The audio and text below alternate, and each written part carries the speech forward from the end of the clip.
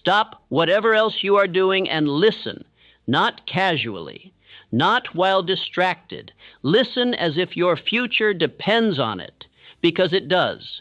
If you hear this message from start to finish without drifting, and you let these words strike the deepest chambers of your soul, you will walk away believing in yourself in a way that no man, no failure, and no critic could ever undo. This is not mere inspiration. This is instruction. This is not for the faint of heart, nor for the man who seeks a warm blanket of comfort. This is for the man who knows there is something greater inside of him, but has forgotten how to reach it. If you will listen, if you will absorb what I am about to teach you, your belief in yourself will no longer tremble. It will roar. You will not simply feel better. You will walk with decision. You will speak with faith. You will act with certainty. And you will never again seek the world's permission to move. You will have it within yourself, fully, completely, permanently. And mark my words, by the time this message ends, you will not only believe in yourself again, you will wonder how you ever doubted. So much so that I warn you, you may find yourself returning to this very message, day after day, week after week, simply because of the power it unlocks inside you. Do not stop. Do not drift. Do not multitask.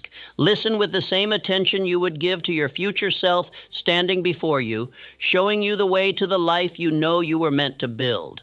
That is who you will hear now. And if you listen until the end, you will never go back to the man you were before this speech began. Let us begin. Part 1. The world will confuse you. Your mind must be clear. If you have ever wondered why success seems to elude you, I shall tell you plainly, it is because you have permitted the world to think for you. And I say this not in anger, but in warning. The world will not believe in you until you believe in yourself. This is the eternal law. Faith in oneself must come first. No external voice can grant you permission to rise. The world is not your compass. It is your confusion. It shouts 1,000 directions at once. It tells you to wait, to conform, to stay safe.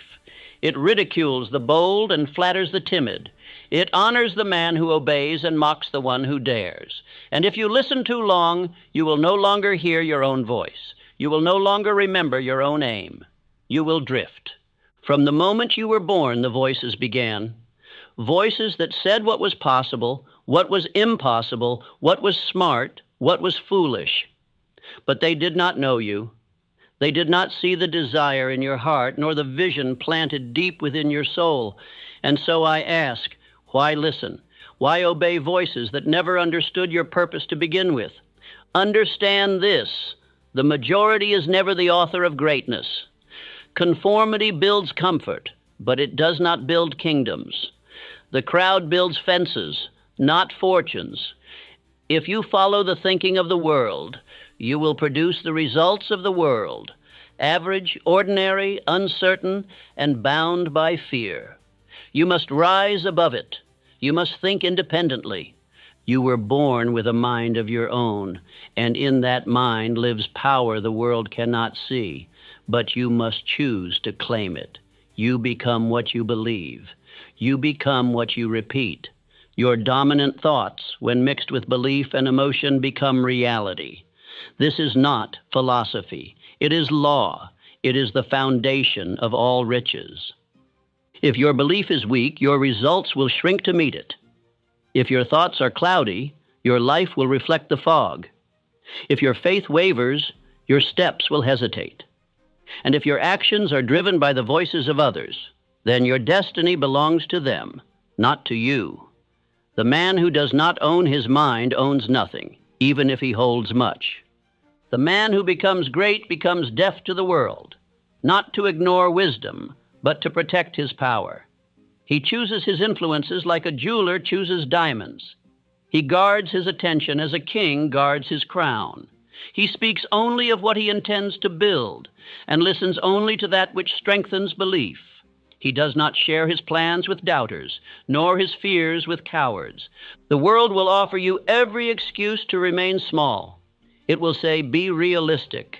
It will whisper, "Who are you to believe such things?" And if you answer that voice, if you begin to entertain its logic, you will sink into mediocrity without even knowing you have left the shore. The drift happens silently. But the awakening must be deliberate. You must now make a decision.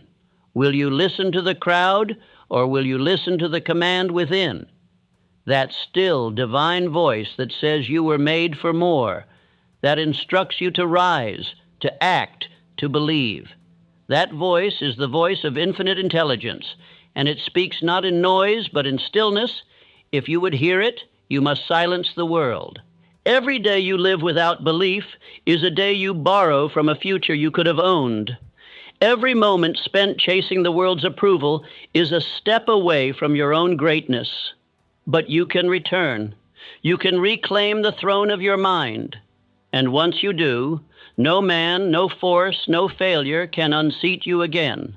Say aloud now, "I do not need permission to believe in myself." Speak it with force. Speak it until your chest rises. Speak it until you remember. For belief is not a passive emotion. It is a spiritual declaration. When you believe in yourself, the world adjusts. Doors open, paths appear, power awakens. The world bows to the one who walks in certainty. Let the others wait. Let the others discuss, compare, criticize, and fear. You are not here to join their confusion. You are here to build, to command, to act.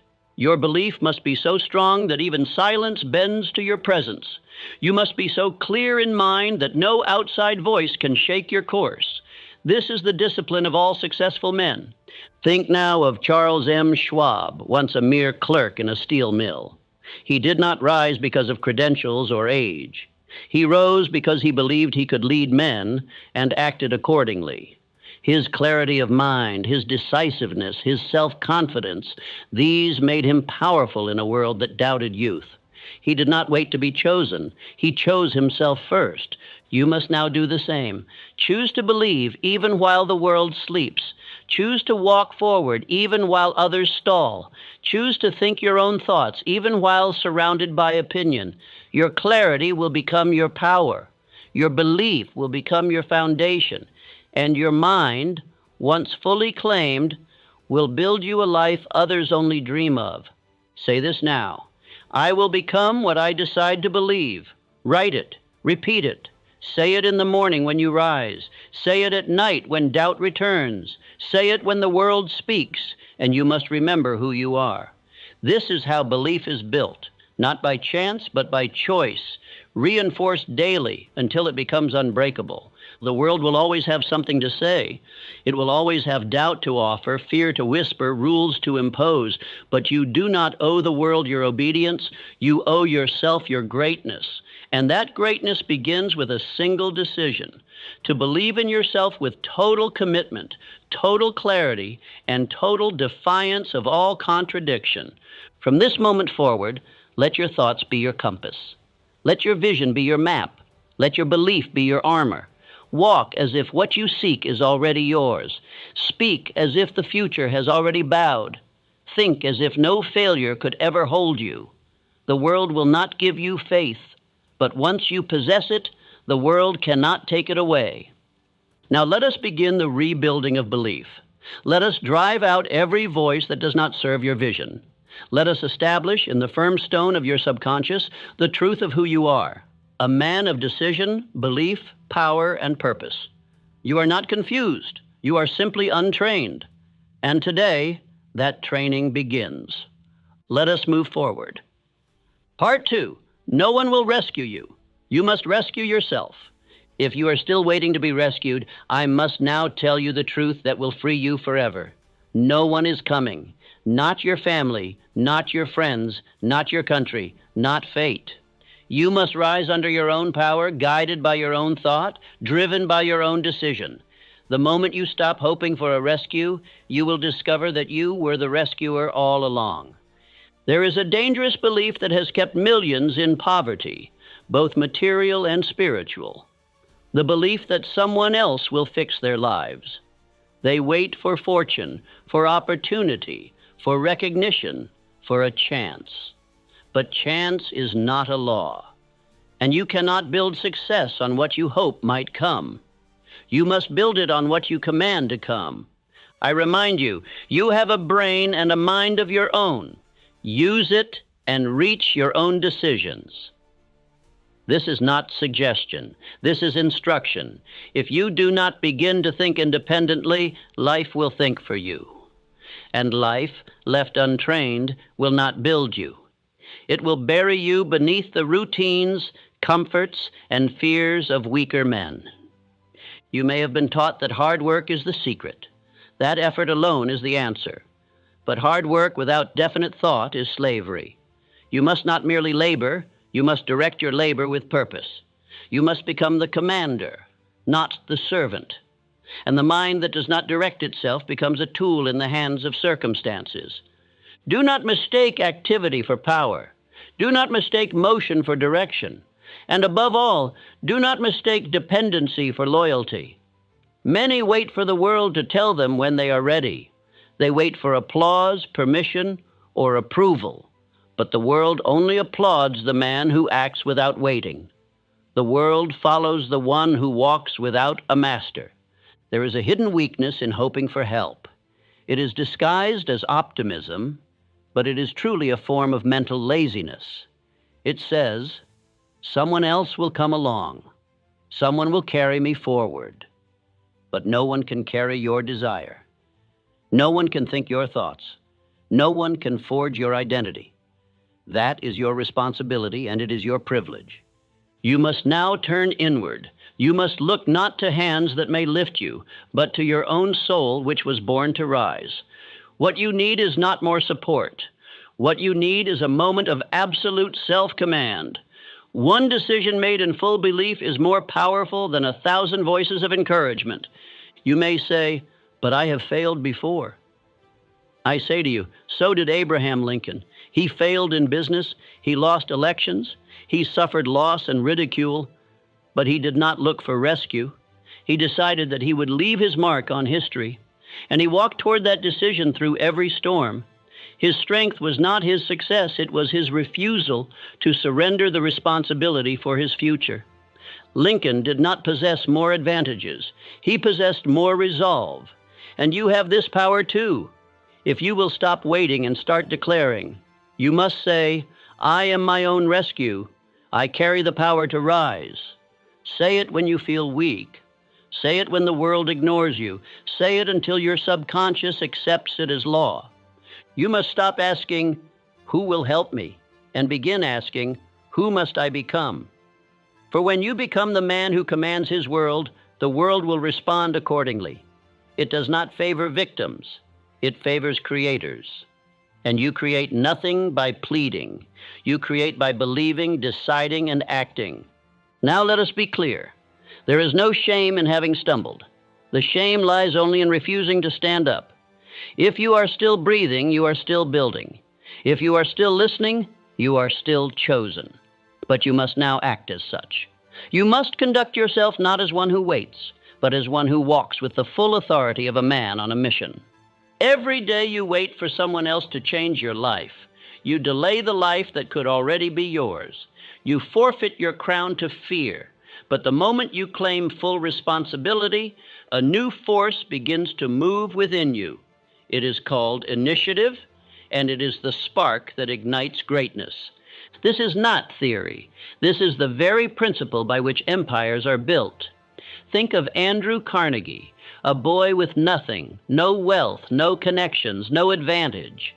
But he had an idea that he could rise through thought and initiative. He did not wait for a rescuer.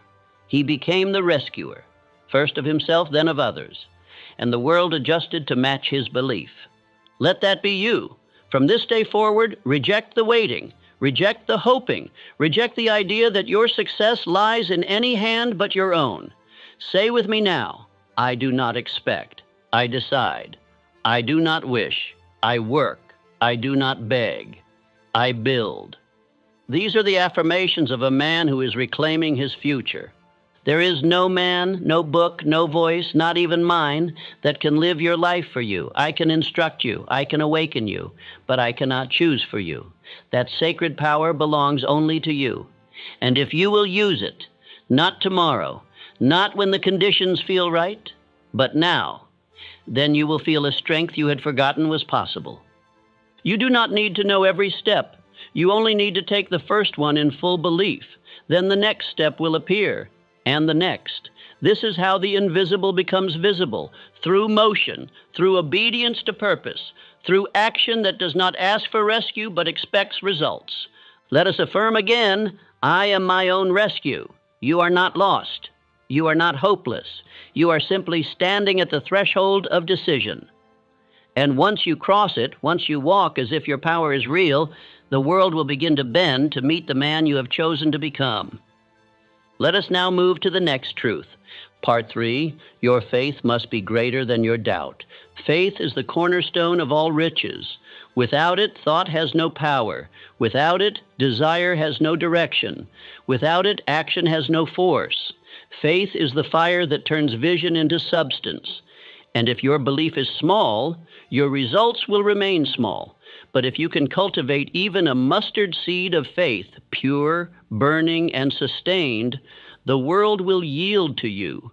You were not born with doubt. You were taught it, taught to lower your voice, taught to be realistic, taught to fear being wrong. And now I tell you this, doubt is not intelligence. It is poison. It corrodes the very machinery of success. It paralyzes the will and disguises itself as caution. If you do not burn doubt out of your mind, it will burn the bridge to your greatness. Faith is not passive. Faith is not waiting. Faith is not hoping. Faith is belief with emotion and action fused together. When you act in faith, you are telling your subconscious mind, this is real. This is who I am. This is what we do. And the subconscious, obedient, and tireless will begin to align your reality to match that belief. I remind you again of my words. Faith is the eternal elixir which gives life, power, and action to the impulse of thought. Your ideas mean nothing without faith behind them. Your goals are only dreams until they are infused with conviction. The man who believes halfway receives results halfway. But the man who walks with full faith commands the very forces of nature.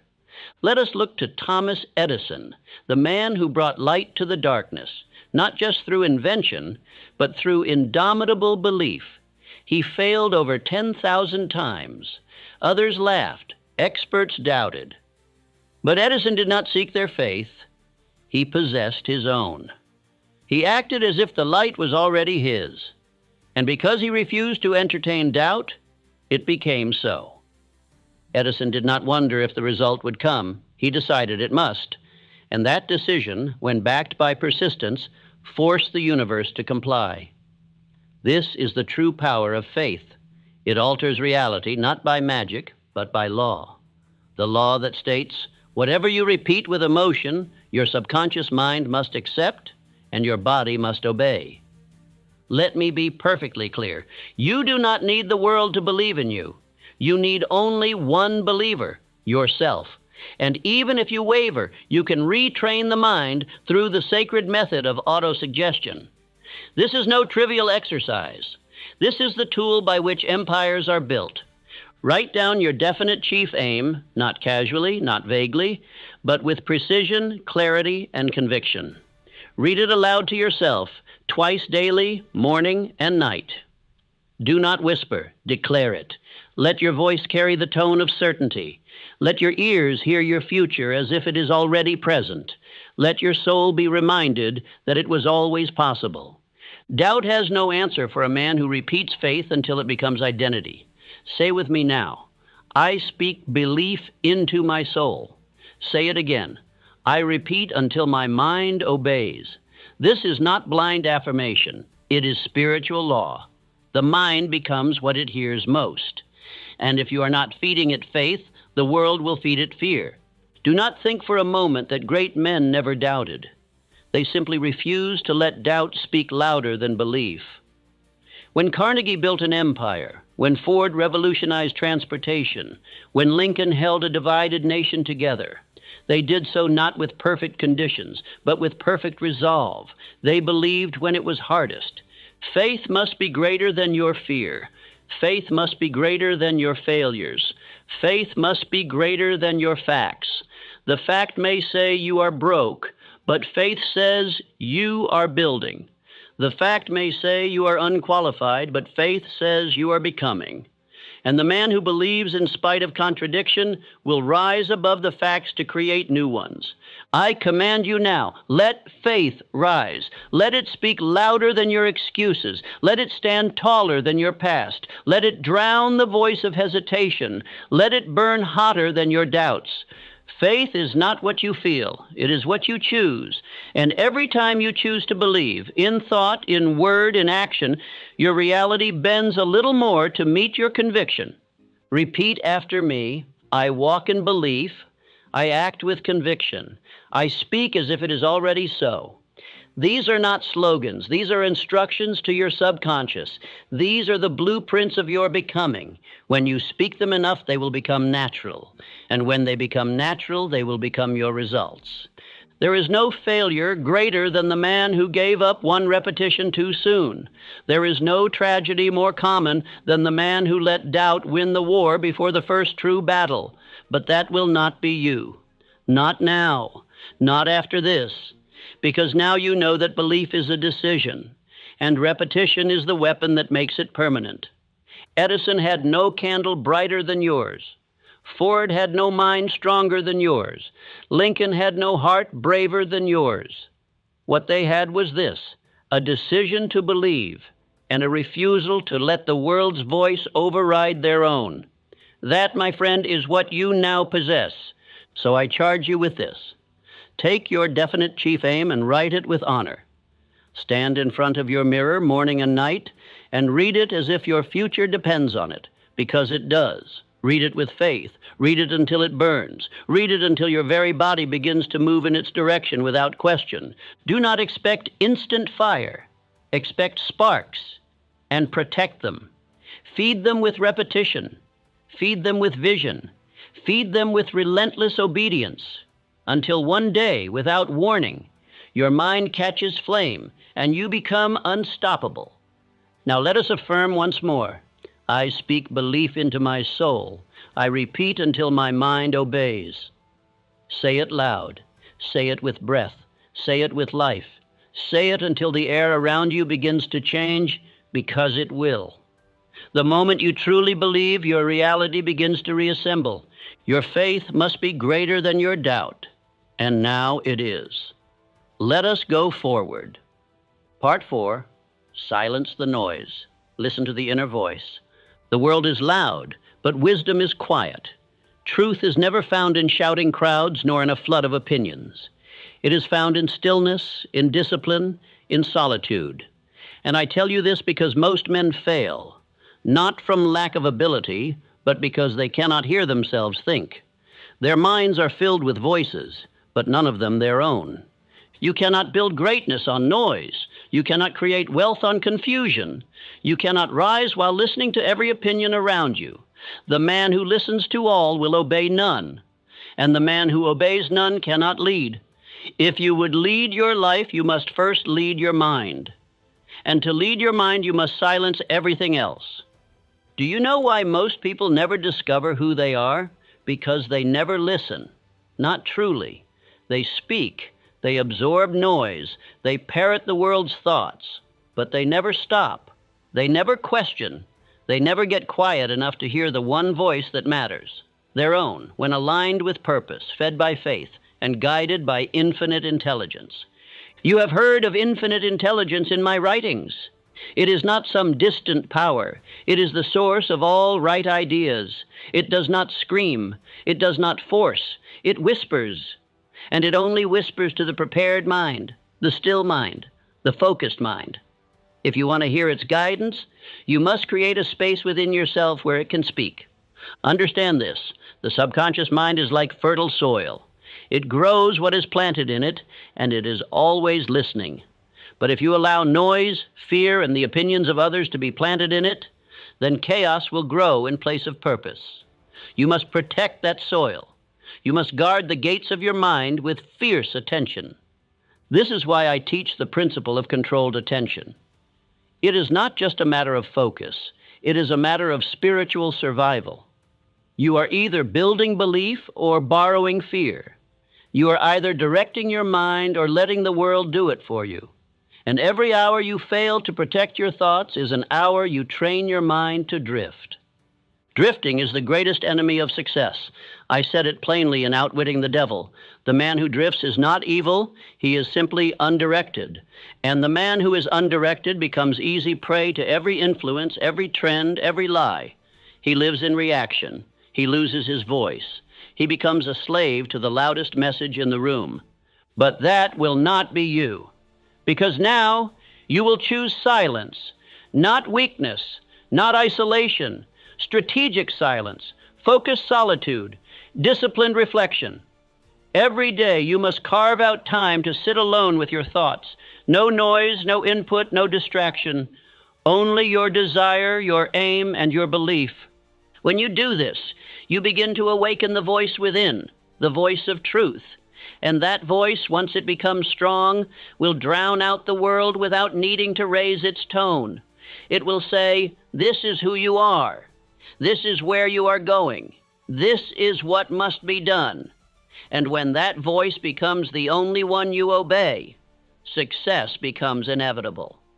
Let us affirm together, I do not drift. I listen to the voice within. Speak it calmly. Speak it clearly. Let the world fade for a moment. Let the noise fall to the floor. In this silence, you reclaim your power. In this stillness, you become more than a man. You become a builder of destiny. Think now of Henry David Thoreau, who said, "Most men lead lives of quiet desperation." He saw what I now reveal. The man who does not stop to hear himself is lost, no matter his title or wealth.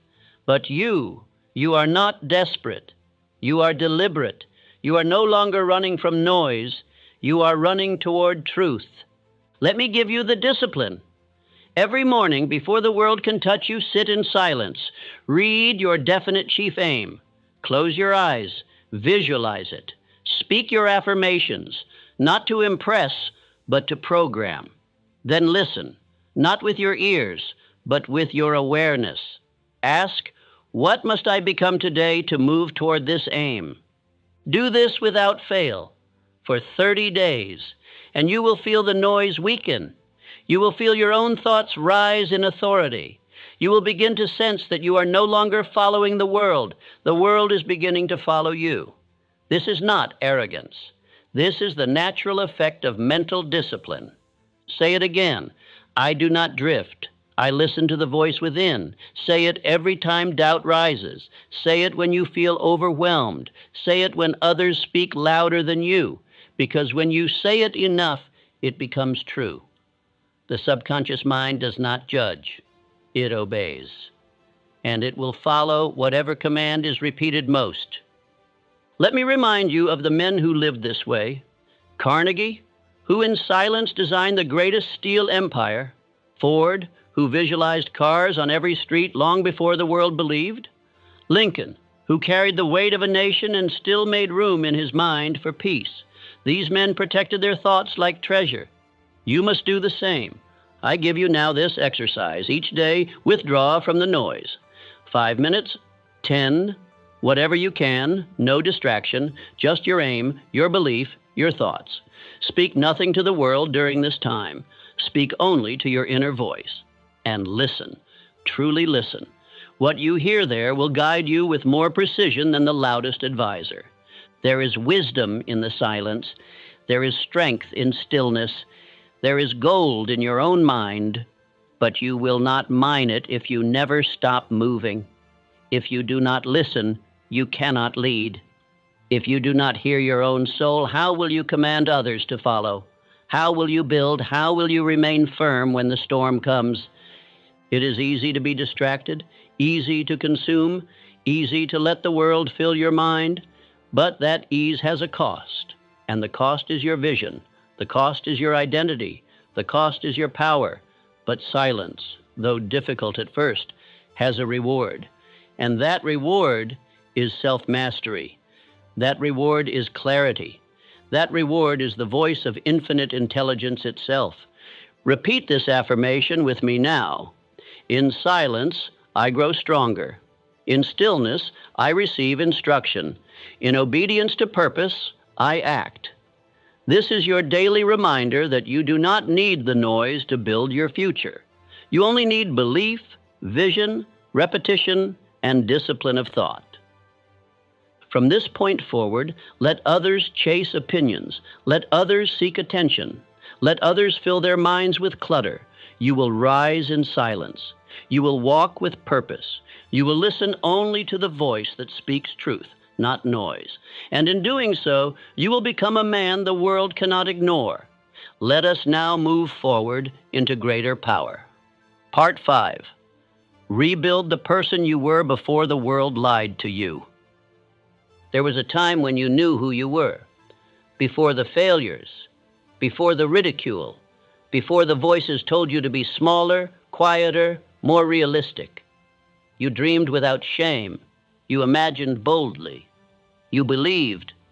And then slowly, without announcement, the world lied to you. It told you to stop. And like so many others, you listened. But I have come to tell you this. The world was wrong. You are not limited. You are not unworthy. You are not too late. You are only untrained. And training begins with truth. The truth is this: you are the builder of your identity, not the byproduct of your environment. You are the master sculptor of your destiny, not the material waiting to be shaped by others. You were not made to beg for confidence. You were made to command it. You were not created to seek permission to be great. You were created to decide to be great. The blueprint of greatness is already within you, but it must be uncovered, cleansed of falsehood, and reinforced with daily action, thought, and belief. Rebuilding yourself is not an event. It is a process. And that process begins the moment you stop identifying with what others told you. They said you weren't smart enough, experienced enough, strong enough. But they did not see what burns in you now. They did not see the hunger, the fire, the will. They saw your past, not your power. Say it now. I now rebuild the man I was meant to be. Say it until the sound rings true. You are not broken. You are buried. Buried under expectations, labels, and other people's fears. And now, by decision, by effort, by daily repetition, you shall uncover the gold that was always there. The world lies in layers. Each failure tries to paint you a new identity. Each rejection adds a doubt. Each setback is offered as proof that you are not enough. But you must now reject these false conclusions. What happened to you is not who you are. What others believe is not your blueprint. You were designed for triumph, but you must claim the design. I taught the self-confidence formula for this very reason. It is not meant to be read, it is meant to be lived. It begins with a decision. I know that I have the ability to achieve the object of my definite purpose in life. Therefore, I demand of myself persistent, continuous action toward its attainment. This is how the new self begins, by demanding action, not wishing for change. Do not wait to feel confident. Act until confidence obeys. Do not wait for self-belief to land on your shoulder like a dove. You must speak it into existence. You must walk, speak, and move as the man you intend to become, even before you feel like him. And by repetition, you will become him. Let us look to F.W. Woolworth, a man laughed out of offices, told repeatedly he was foolish, mocked for believing that ordinary men would buy goods at a fixed price. But he believed in himself with unshakable clarity, and because he believed, he acted. And because he acted, the world eventually believed as well. Woolworth did not borrow belief. He created it, he rehearsed it, he lived it, and so must you. Say it again. I now rebuild the man I was meant to be. Not someday, now not maybe, certainly. You are not starting from scratch. You are returning to the truth the world tried to make you forget. Repetition is your chisel. Vision is your blueprint. Action is your cement. These three, repeated daily, build identity. Repetition plus vision plus action equals identity. If you want to become a new man, you must first speak as him. then see as him, then move as him. And soon the subconscious will accept it as natural law. This is not theory. This is law. The subconscious mind does not argue. It does not analyze. It does not question. It accepts whatever is repeated with emotion and decision. If you tell it you are weak, it will find ways to make you weaker. If you tell it you are a builder, it will begin to build through you. You decide the material. Let us now speak the affirmations of self-rebuilding. Say them aloud. Say them slowly. Say them with spirit. I was not made for weakness. I was not born to doubt. I am what I decide to become. Each day I rebuild with purpose, not by chance. If the world calls you a failure, let it. If your past whispers shame, let it. But do not answer. You are not obligated to agree with voices that never built anything. You owe the world no explanation for your decision to rise. Your life is your proof. Your action is your declaration. Your belief is your sword. The man you are meant to become is not found in books or applause or permission. He is found in the mirror when you finally say, "This is who I am now."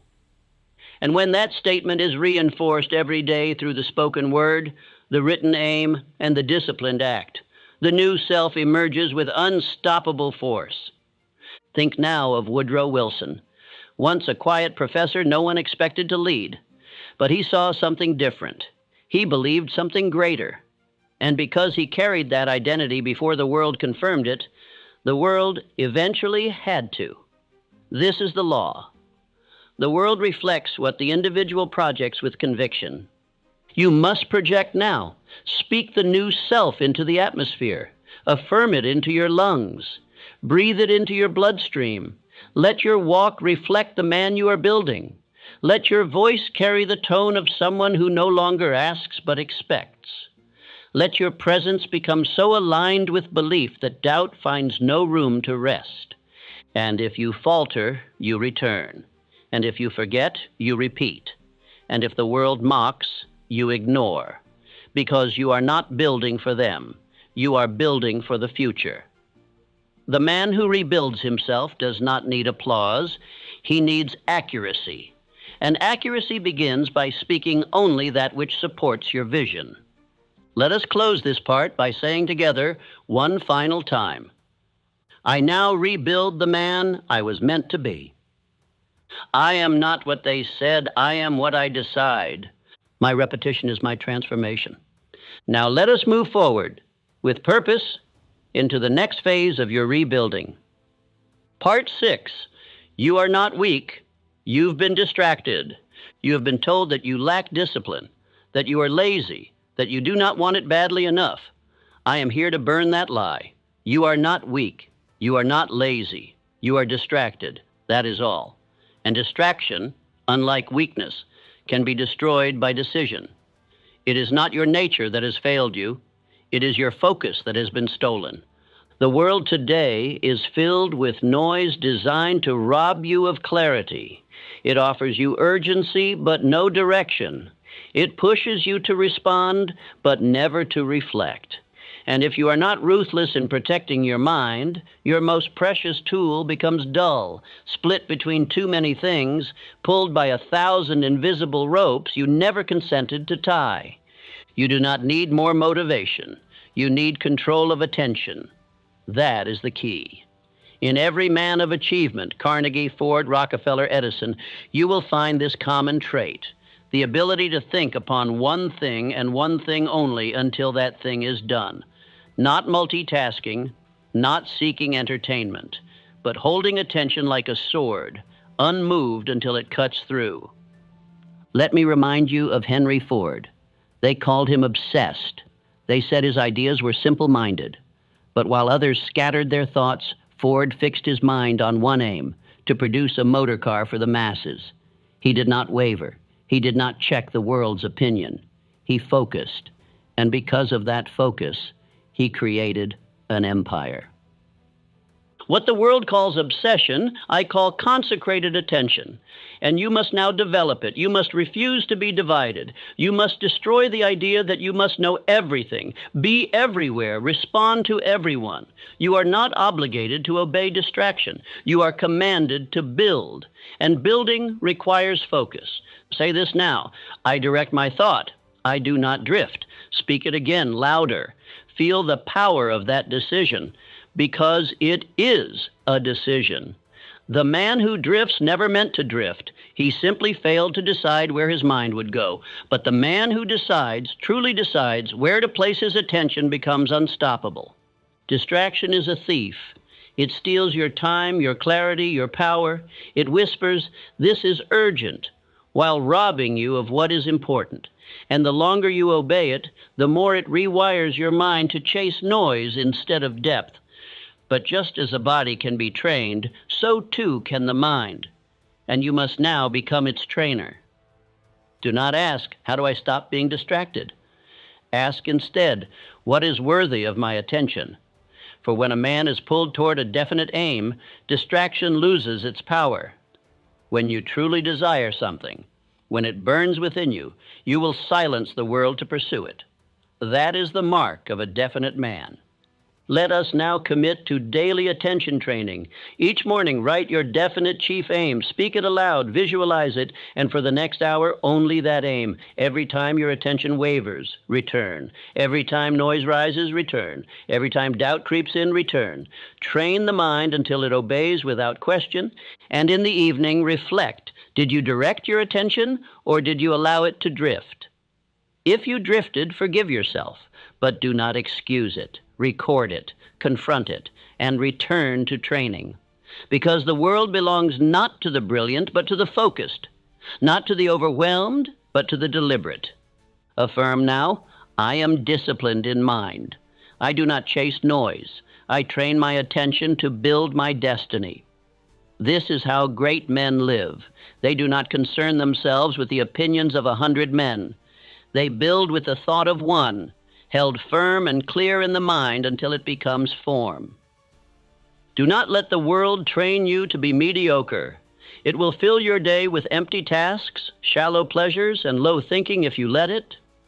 But if you will rise each day with a definite intention, repeat that intention until it governs your mind, and act only in alignment with that vision, you will begin to build a mind the world cannot shake. You are not weak. Say it again. I am not weak, I have simply been distracted, and today I take my power back. When you reclaim your attention, you reclaim your life, for nothing moves without thought. No wealth is made, no invention born, no victory won without the full force of attention brought to bear on a single definite purpose. Let me be clear, you do not need more time. You need fewer distractions. You do not need more talent. You need tighter focus. You do not need more advice. You need more obedience to your own purpose. That is what separates the man who builds from the man who waits. Do you know why most men fail? Not because they lack the will to begin, but because their attention has been so splintered, they no longer remember what they are building. And when a man forgets his purpose, he becomes prey to every trend, every critic, and every doubt. But the man who returns to his purpose daily becomes unbreakable. Let me now give you the weapon, controlled attention. Use it each day. Defend it like a fortress. Practice it like an art. Study the thoughts you permit. Eliminate what does not serve. And over time, your thoughts will obey you like trained soldiers. This is how self-mastery begins. Not with power, but with precision. So let us say together, I direct my thought, I do not drift. I am disciplined in mind. I return to purpose daily. My attention serves only one master, my definite chief aim. These are not words, they are weapons. Use them daily, repeatedly, until your mind becomes a servant of your destiny, and no voice, no screen, no interruption can pull you from your path. Let us move forward now with greater control into the realm of infinite power. Part 7. Your mind is the gateway to infinite power. The world has taught you to rely only on what can be seen, touched, measured. But I am here to show you a deeper law, a spiritual law, one that does not operate by the senses, but by the mind's inner authority. Your success, your wealth, your transformation, all of it will rise not from what is outside, but from what is already within you. Your mind is not a mere container of thoughts.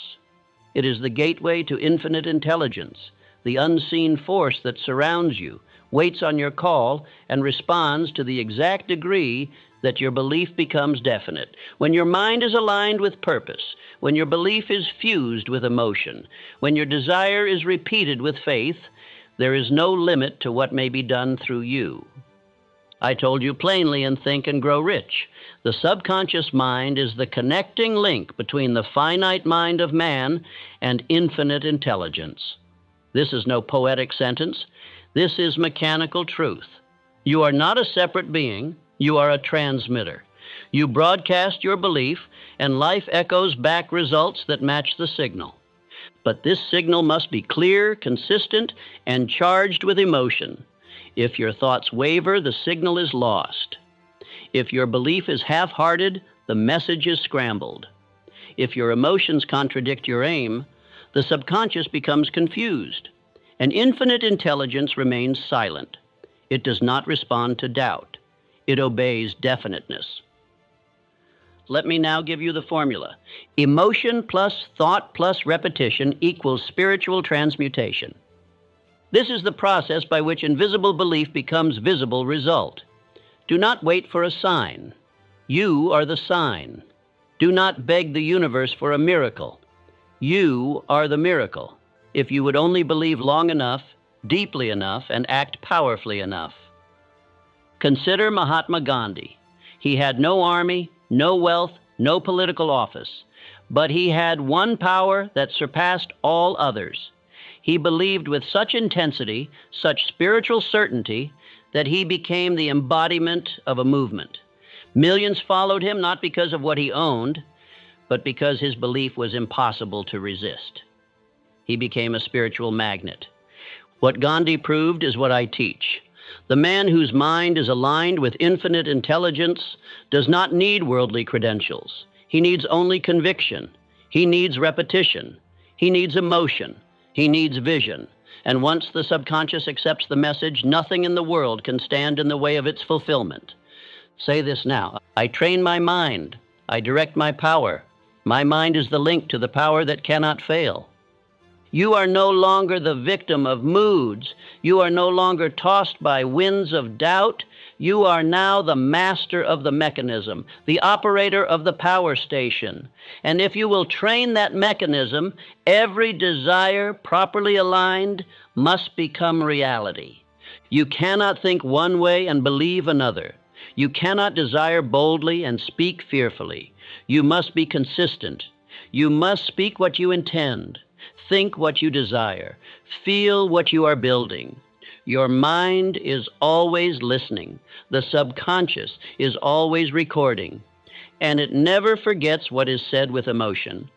Do not let the world pollute your channel. Do not allow critics, news, or gossip to break your connection to infinite intelligence. Withdraw each day into solitude. Speak your chief aim aloud. Affirm your belief, visualize its completion, and feel it as real. This is not fantasy. It is spiritual engineering. And what happens when doubt arises? You repeat your belief. When fear stirs, you speak your aim. When fatigue presses in, you rise and act as if the goal were already yours. This is the habit of faith. This is the way of those who are no longer swayed by the senses, but live by inner authority. Let us remember, your subconscious mind cannot reject a command that is repeated with faith and emotion long enough. It will build, it will shape, it will open doors, it will nudge circumstances, and if you will persist, it will even override the so-called facts.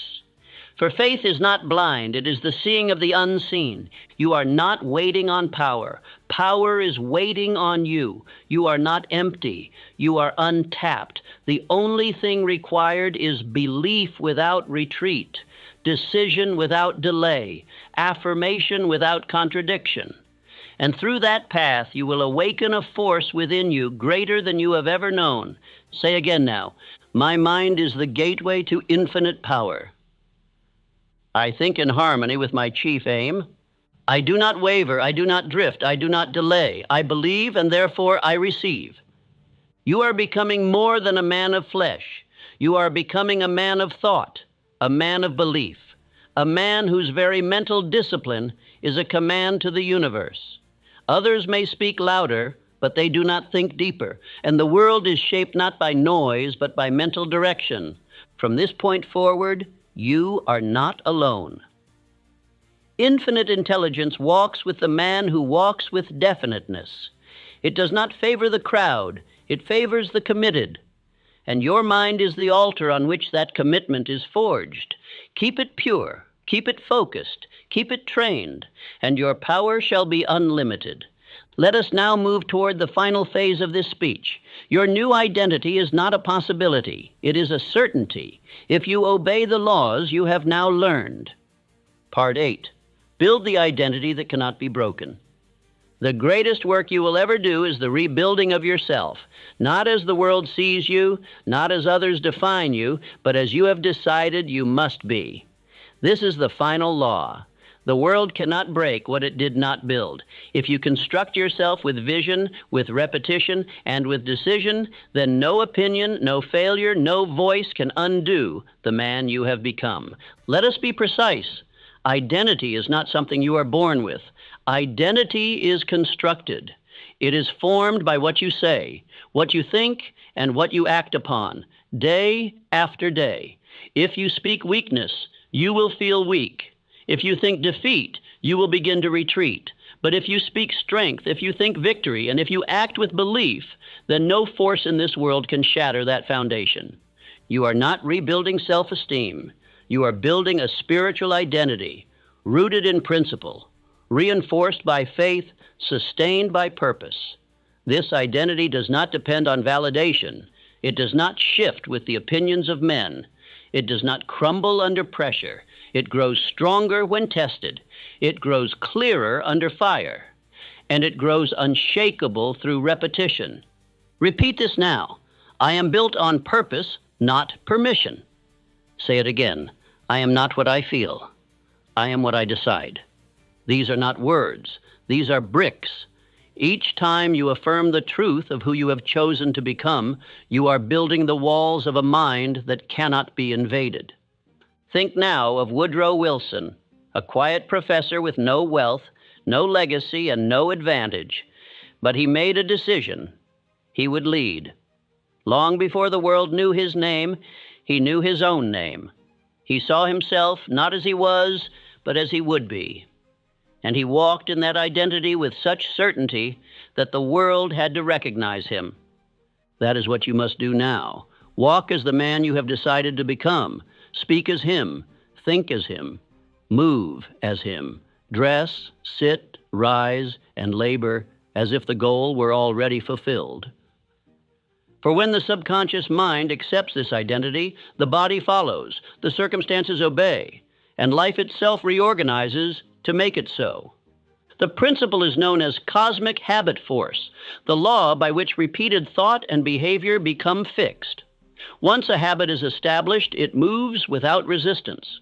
If you make success your habit, thinking it, feeling it, affirming it, then success will become as natural to you as breathing. It will no longer be effort, it will be identity. But identity is not forged in a moment. It is built in silence, in repetition, in daily declaration. Each day you wake, you must repeat your aim. Each night you sleep, you must review your victories. Each time doubt rises, you must answer it not with panic, but with posture. This is who I am now. Let me give you the final command. Write who you intend to be. Read it every morning and night, not when you feel like it, not when it's convenient, every day without fail.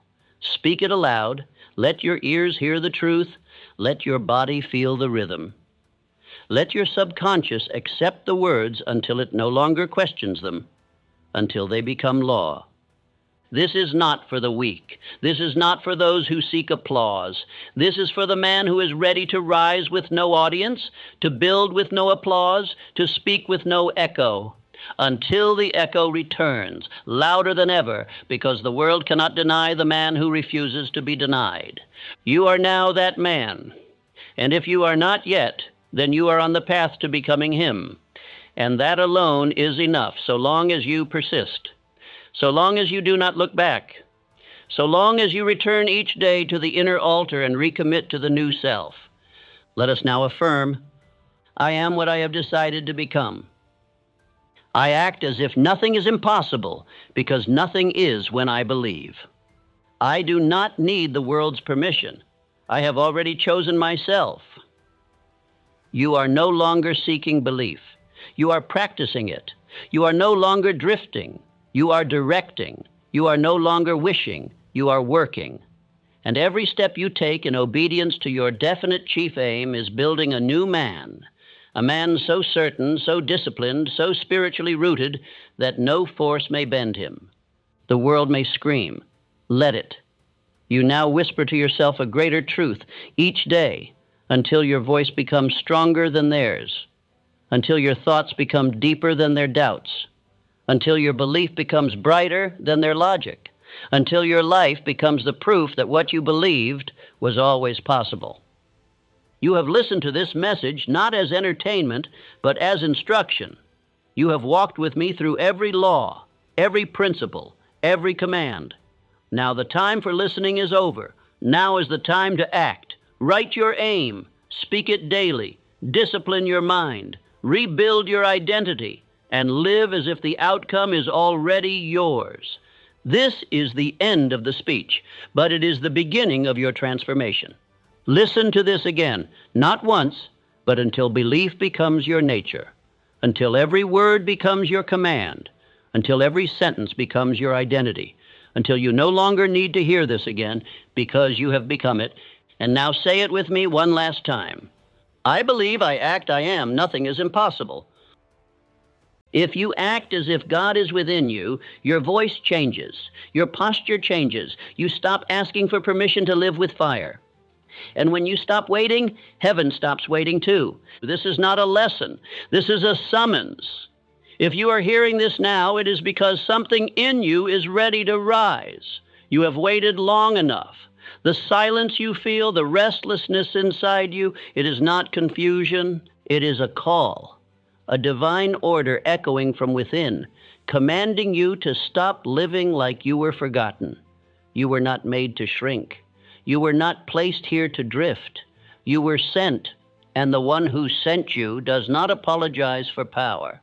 The man who listens with reverence, who studies this again and again until it becomes his new law, he will not just change. He will become the living proof of purpose, sent with clarity, walking with power, and finishing what heaven began. Now listen. Because the moment you believe this truth, you will no longer walk as a man. You will walk as one who was sent. You have walked long enough pretending to be less than what you were sent to become. You have bowed long enough to fear. You have hesitated long enough in the shadow of doubt. But now the voice of purpose calls to you. And if you will obey what is about to be spoken, not just hear it, but obey it, you will never again be the man you were before this hour. Because what I'm about to give you is not motivation. It is law, not advice, instruction. It is the truth of who you are beneath the story, beneath the excuses, beneath the hesitation that the world has taught you to wear. And here is that truth. You were not made small. You were not sent here to drift. You were not placed on this earth to survive. You were sent with power. You were sent with command. You were sent with God Himself written into your spirit. And yet most men live like intruders in their own life. They apologize for wanting more. They hide their fire. They speak with hesitation, act with delay, and wait to be approved before they move. Not because they lack ability, but because they have forgotten who sent them.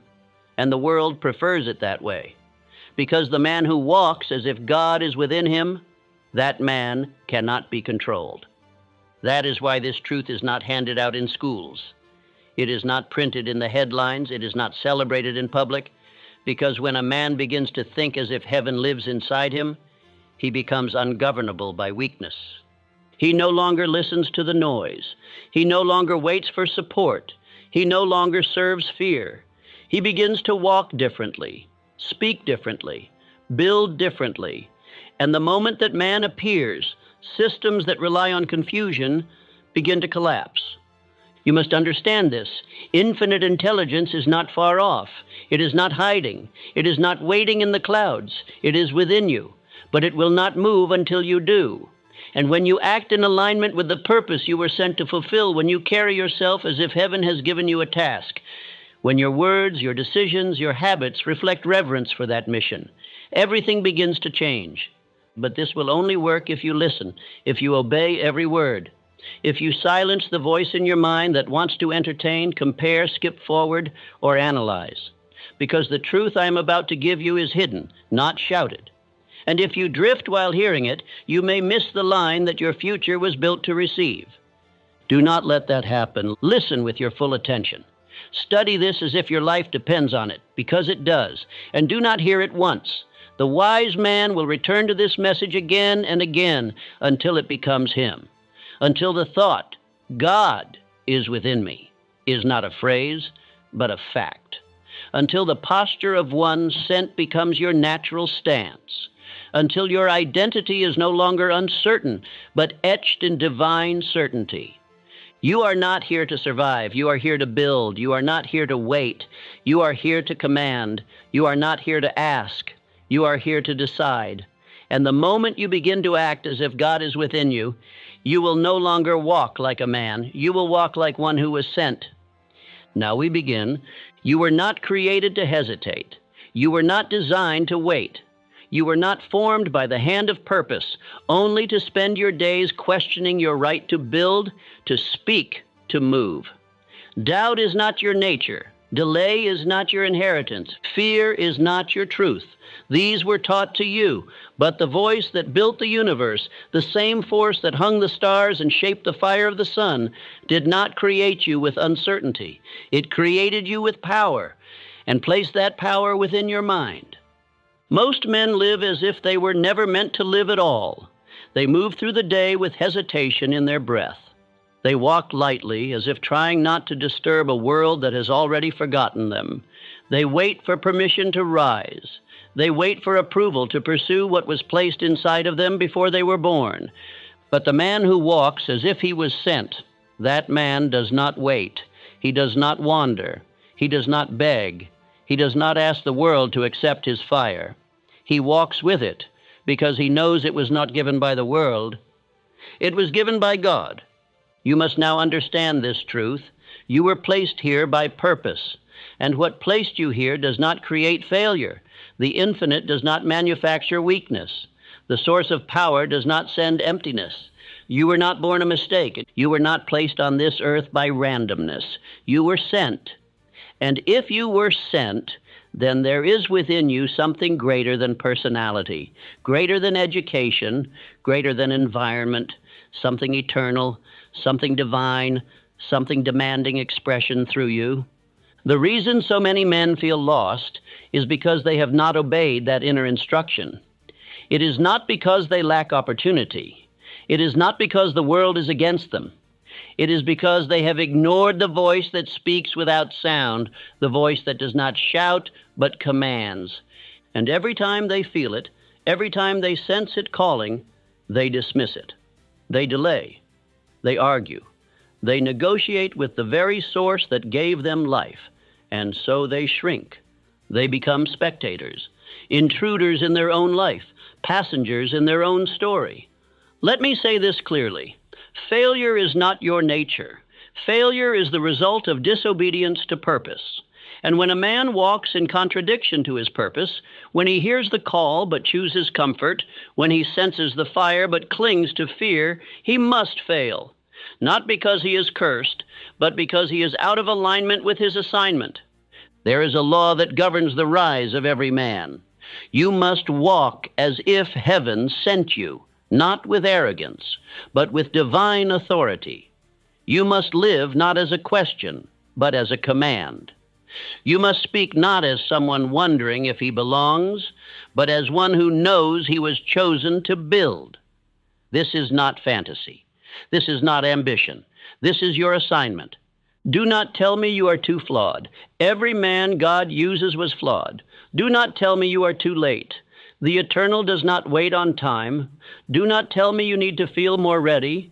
Obedience has never required comfort. It only requires alignment. And once you align, the resources appear, the power flows, the opportunities arrive, not because the world has changed, but because you did. Let me give you the example of Abraham Lincoln. He was not the man the world expected. He was mocked, dismissed, defeated. He lost elections. He faced humiliation. He endured public scorn, but he obeyed the inner command. He did not walk as a politician. He walked as a man of principle. He did not speak to win favor. He spoke to fulfill his responsibility. His strength was not found in strategy, but in the moral fire that burned in his chest, placed there by something greater than popularity. Lincoln did not succeed because the world was ready. He succeeded because he walked as if destiny moved with him. And now I tell you this: destiny will move with you if you walk in obedience. God within is not a symbol. It is not a metaphor. It is not a poetic phrase to ease your conscience. It is infinite intelligence seeking expression through your thoughts, your habits, your action. It is the power that placed you here, not to wander, but to build, not to beg, but to lead, not to drift, but to decide. And that power is waiting, not for the world to approve you, not for your past to change, not for fear to leave. It is waiting for you to rise, to align, to speak what must be spoken, to do what must be done. And when you obey that call, when you carry yourself as a man who was sent, heaven begins to move with you. Let me now give you your spiritual practice. Each morning speak aloud, "I was not made to wander. I was sent to walk in power." Do not look around you for evidence. Look within. The presence of fire is your confirmation. Write your chief aim and place it where you see it daily. This is not a goal. This is your divine instruction. Every action today must reflect the man who was sent. No hesitation, no explanation, just movement. Before sleep, repeat the affirmation again with conviction. I was not made to wander. I was sent to walk in power. Now say it aloud, with clarity, with strength, with reverence. I was not made to wander. I was sent to walk in power. Again, I was not made to wander. I was sent to walk in power. Let these words become your command. Let them silence the voice of your former self. Let them cancel the doubt, the delay, the guilt, the shame, because you are not here to carry shame. You are not here to rehearse pain. You are here to walk in purpose, to think with authority, to act as if heaven is watching, because heaven is within you. You are the builder now, not someday. Now you are the voice now, not when you feel ready. Now you are the one sent to carry this message into every room, every hour, every decision. And the only question that remains is this: will you obey the call or argue with it? Because the power has already been placed. The law has already been written. The voice has already spoken. Now go, obey, building, and walk as one who is sent. The power you seek does not descend upon the idle. It does not flow to the man who waits for perfect conditions. Infinite intelligence, that invisible force which governs all creation, does not concern itself with your feelings or your fears. It concerns itself only with your movement. The spiritual law is this: belief must be proven through action. You may speak of faith, write of purpose, dream of greatness, but if you do not act, your belief is not real. Faith without movement is not humility. It is rebellion. It is a silent rejection of the purpose planted inside you. It is the sin of delay dressed in the disguise of prudence. You were not sent here to wait. You were sent to build. You were not sent here to question your power. You were sent to wield it. The man who walks as if heaven walks with him unlocks the gates of provision, not because of privilege, but because he acts before proof arrives. You must understand this law. Action confirms belief. Waiting denies it. If you say you believe but refuse to move, your subconscious records that contradiction. And because it does not argue, it simply obeys, you begin to shrink. You begin to hesitate more. You begin to act less. And soon, belief itself is no longer a seed, but a memory. But the man who moves, even while afraid, even while uncertain, begins to multiply his own strength. Because movement attracts power. Boldness activates response. Heaven honors the man who honors the purpose by walking in it. Do not confuse stillness with wisdom. There is a time for reflection, yes, but the reflection must always lead to decision. And decision, if genuine, must be followed by action. The law of growth begins the moment you obey. Look at Thomas Edison. He did not wait for the perfect design. He did not require applause. He did not demand certainty. He simply believed in what he saw in his mind, and because he believed, he acted. Over 10,000 failed attempts, but every time he moved, every time he worked, every time he reached again, he was confirming belief. And eventually, belief turned to result. Vision became invention. Imagination became history. And you are no different. You carry within you the power of creation. You have been visited by the same infinite intelligence. You are not waiting for a miracle. You are the miracle when you begin to move. But if you disobey this law, if you continue to speak without action, to plan without execution, to pray without pursuit, you will remain where you are, not because you are cursed, but because you did not act. The world yields to the man who does not wait. It watches the one who does not hesitate. It responds to the man who moves, not with panic, but with conviction. You must now become that man, the one who walks forward even when the path is unclear, the one who builds before he sees the reward, the one who trusts the voice within more than the noise outside. Let me give you the law again. Action confirms belief. Waiting denies it. And I give you now the discipline that will transform your life. Each morning, write one action aligned with your chief aim and take it. When hesitation speaks, repeat aloud, I walk in obedience. I move before I feel ready. I walk as if heaven moves with me. Record your proof daily. You must show your mind that you are not a man of delay. Do not explain your action to the hesitant. Their permission is not your requirement. You may say, but I'm afraid. Good. That means the command was clear. Fear is not a stop sign. It is simply the echo of the old self dying. And the only cure for fear is not comfort. It is obedience. Now say this aloud with conviction. I walk in obedience. I move before I feel ready. I walk as if heaven moves with me. Again. I walk in obedience. I move before I feel ready. I walk as if heaven moves with me. This is not a phrase. It is your new rhythm. It is your law. It is your identity. From this moment on, no more hesitation. No more waiting. No more negotiating with the dream placed inside you by infinite mind. Now you move. Now you obey. Now you act. And when you do, watch how heaven follows your steps. You cannot carry divine power with a divided mind. You cannot walk in authority while entertaining every voice, every fear, every contradiction. The man who has been sent must protect his thought with the same intensity a king guards his crown, because thought is the seat of your authority. And if your thought is polluted, your actions will betray you. Most men do not fall because of failure. They fall because their thinking was unguarded. They permit every suggestion to enter. They allow every doubt to speak. They open the gates of their inner world to the noise of the outer world and wonder why their power fades. But the man who has been sent, the man who walks as if the voice of God speaks through him, does not treat his thought casually.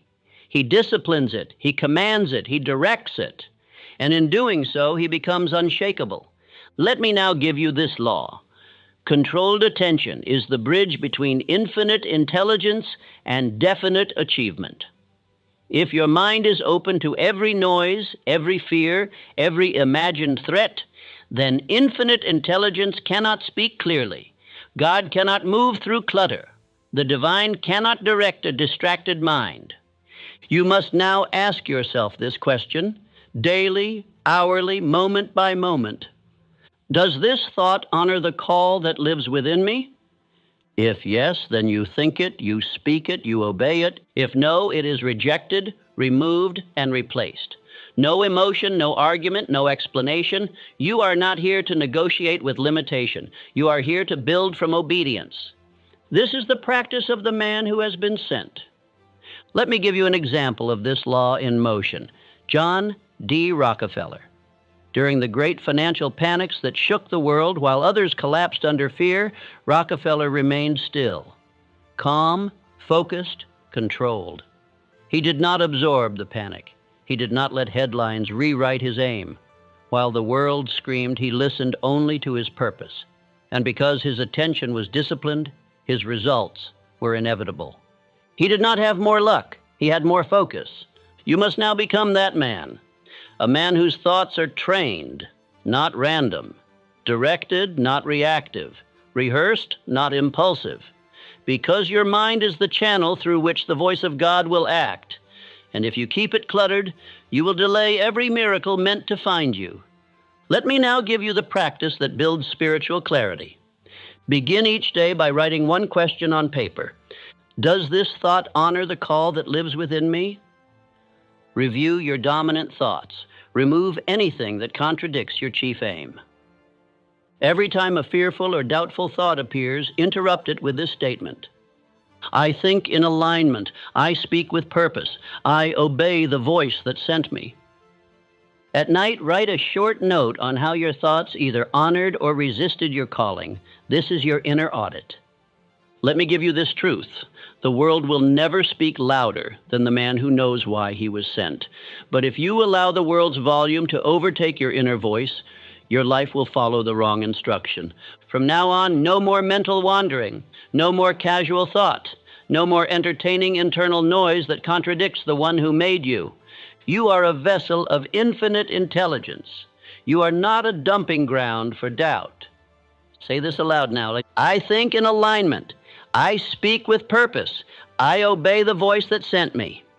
Again, I think in alignment. I speak with purpose. I obey the voice that sent me.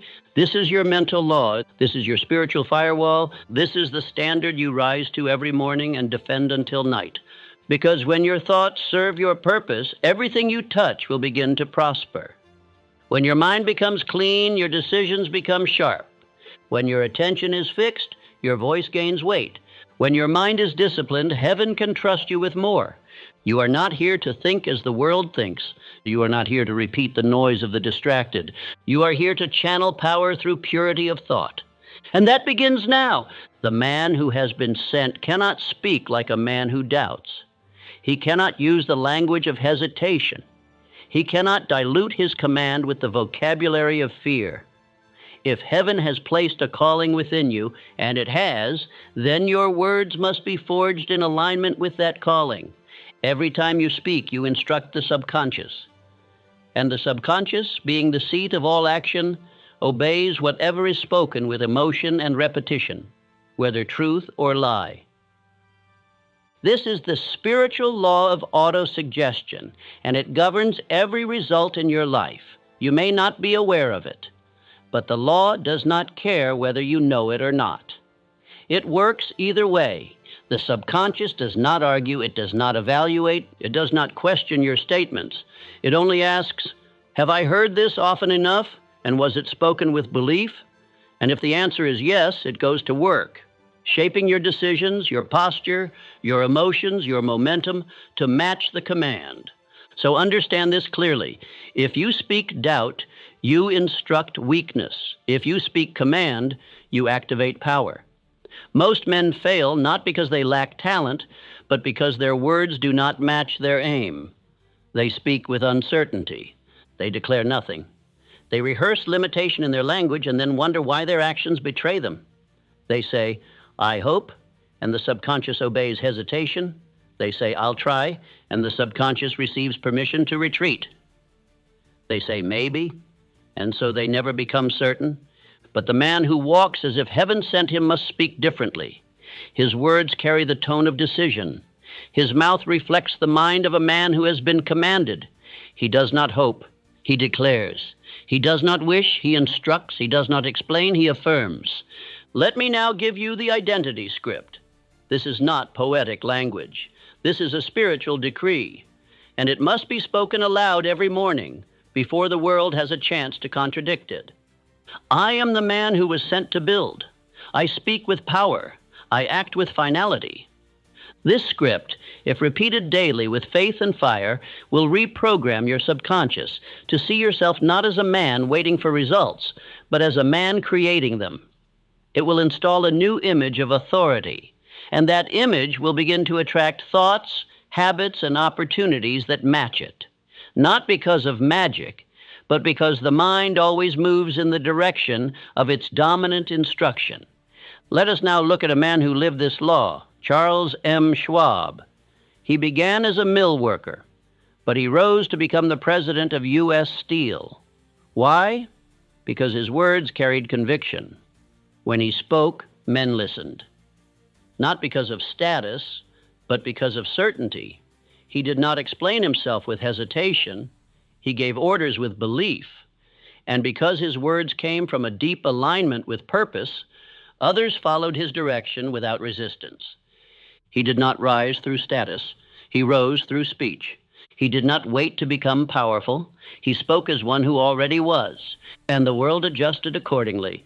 You must now do the same. Your words must match the man you are becoming. If they don't, your subconscious will remain confused, and a confused subconscious produces nothing. It stalls, it contradicts, it hesitates. But a subconscious that hears clear, repeated instruction daily, aloud, with emotion, becomes obedient. And obedience is what produces identity. Let me give you your new practice. Write your identity script in the present tense. Begin with, I am the man who...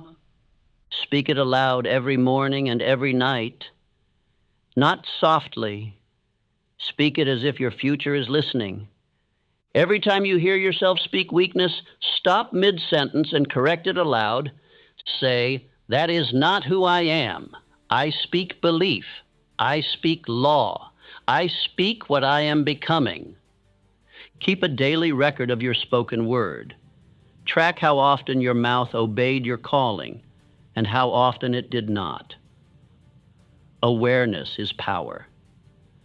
You may think this practice is simple. That is the mistake. Simplicity is the doorway to transformation. It is the small thing done with fire that changes everything.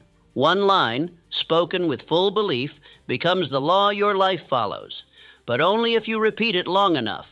Now speak this affirmation aloud. Do not whisper. This is your voice training your life.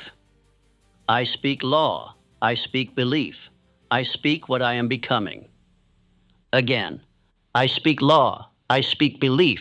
I speak what I am becoming.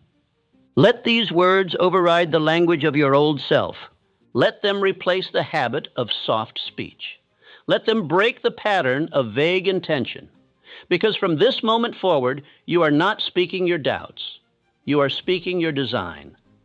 Every word is a command. Every sentence is a signal. Every declaration is a brick in the construction of the identity heaven sent you to build. This is not empty talk. This is spiritual alignment. And when your words match your calling, the world begins to obey you. You do not rise with volume. You rise with precision. You do not rise with noise. You rise with law.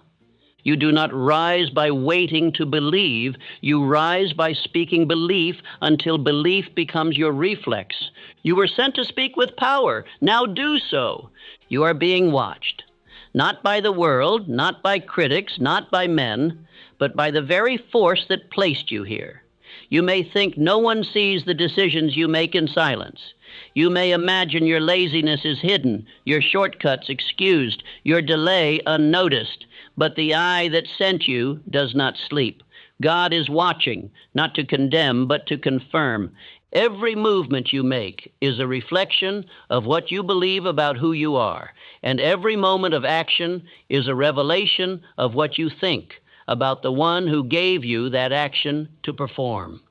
The man who walks as if no one sees him, the man who cuts corners when the crowd is gone, the man who only performs when attention is present, that man will always remain small, not because the world rejects him, but because he has disrespected the one who sent him. You must now understand that discipline is not about effort. Discipline is about reverence. It is not simply about doing more. It is about doing what is right, with fire, with intensity, with honor, because you know that the God within you is present in every moment. You do not work hard because you want success. You work hard because you were sent by infinite intelligence, and anything less than your full obedience is betrayal. Let me give you the law of inner watchfulness. Every act is an offering. Every word is a prayer. Every moment builds identity. Whether you realize it or not, you are always worshiping. You are always declaring something sacred. The way you speak, the way you show up, the way you execute your smallest task, these are not neutral. They are either aligned with the mission you were sent to fulfill, or they are evidence that you have forgotten who you are. And when a man forgets who he is, he begins to live as if no one is watching. He begins to compromise in silence. He begins to lower his standard. He begins to excuse what once would have enraged him. And over time, his identity dissolves, not because the world attacked him, but because he chose casualness over reverence. But you are not casual. Not anymore. You were not sent here to be seen. You were sent here to act as if seen. You were not sent here to seek applause. You were sent here to act as if heaven itself was the audience, because it is. And when you live like that, you become unstoppable. The man who acts with excellence when no one is looking becomes the man the world cannot ignore. He becomes trusted by heaven. He becomes resourced with provision. He becomes a magnet for order, for power, for favor, because he has shown himself worthy of more. Let me show you a man who lived this law, Henry Ford. When Ford declared he would build the V8 engine, every expert told him it could not be done. They brought him their evidence. They explained the impossibility. They advised him to abandon the task. But Ford did not flinch. He did not waver. He did not adjust his belief to suit their facts, because he did not treat his decision as a gamble. He treated it as a divine command.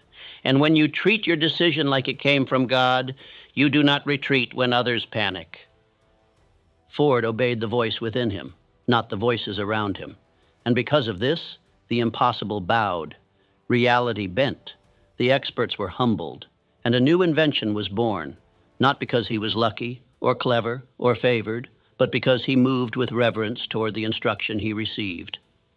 That is now your standard. Every decision you make, every task you complete, every word you speak must be done as if God is watching. Because he is, you do not need eyes on you to act with fire. The fire is in you already.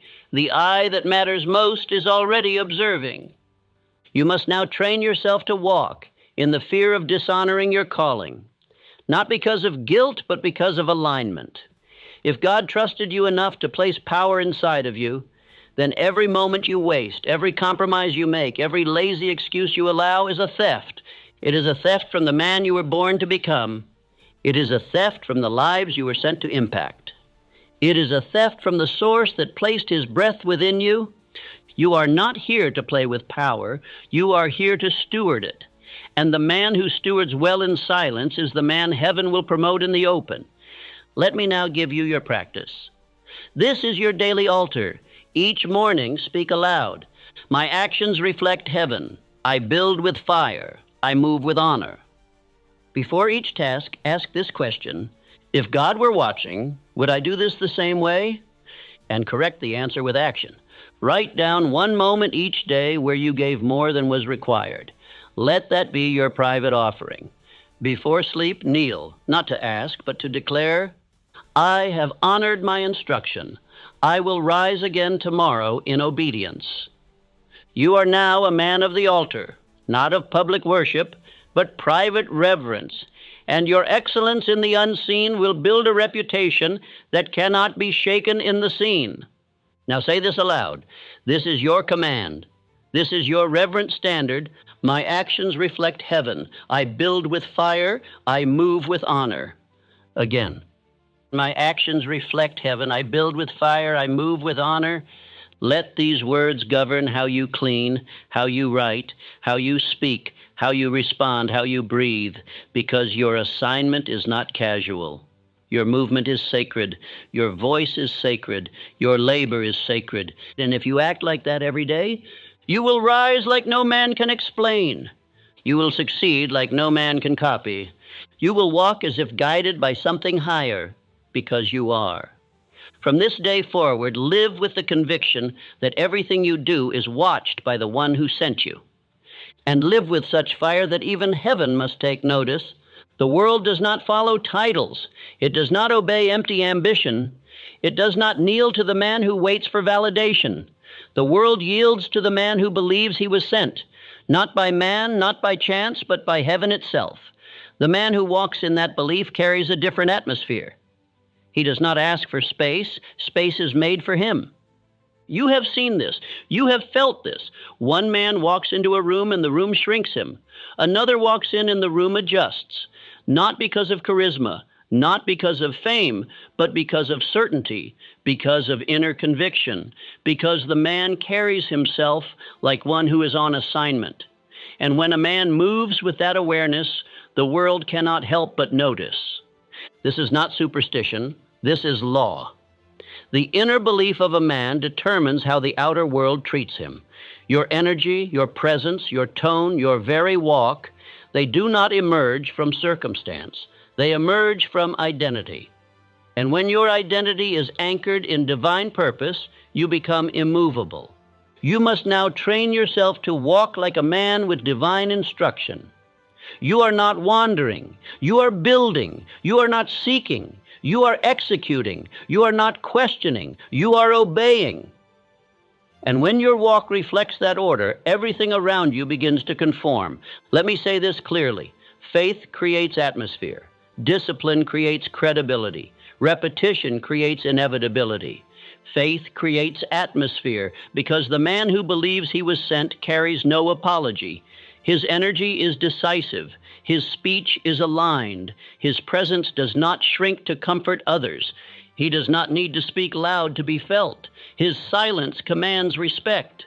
Discipline creates credibility because when a man is consistent, the world begins to trust his voice. His repetition trains others to take him seriously. He says what he means. He finishes what he begins.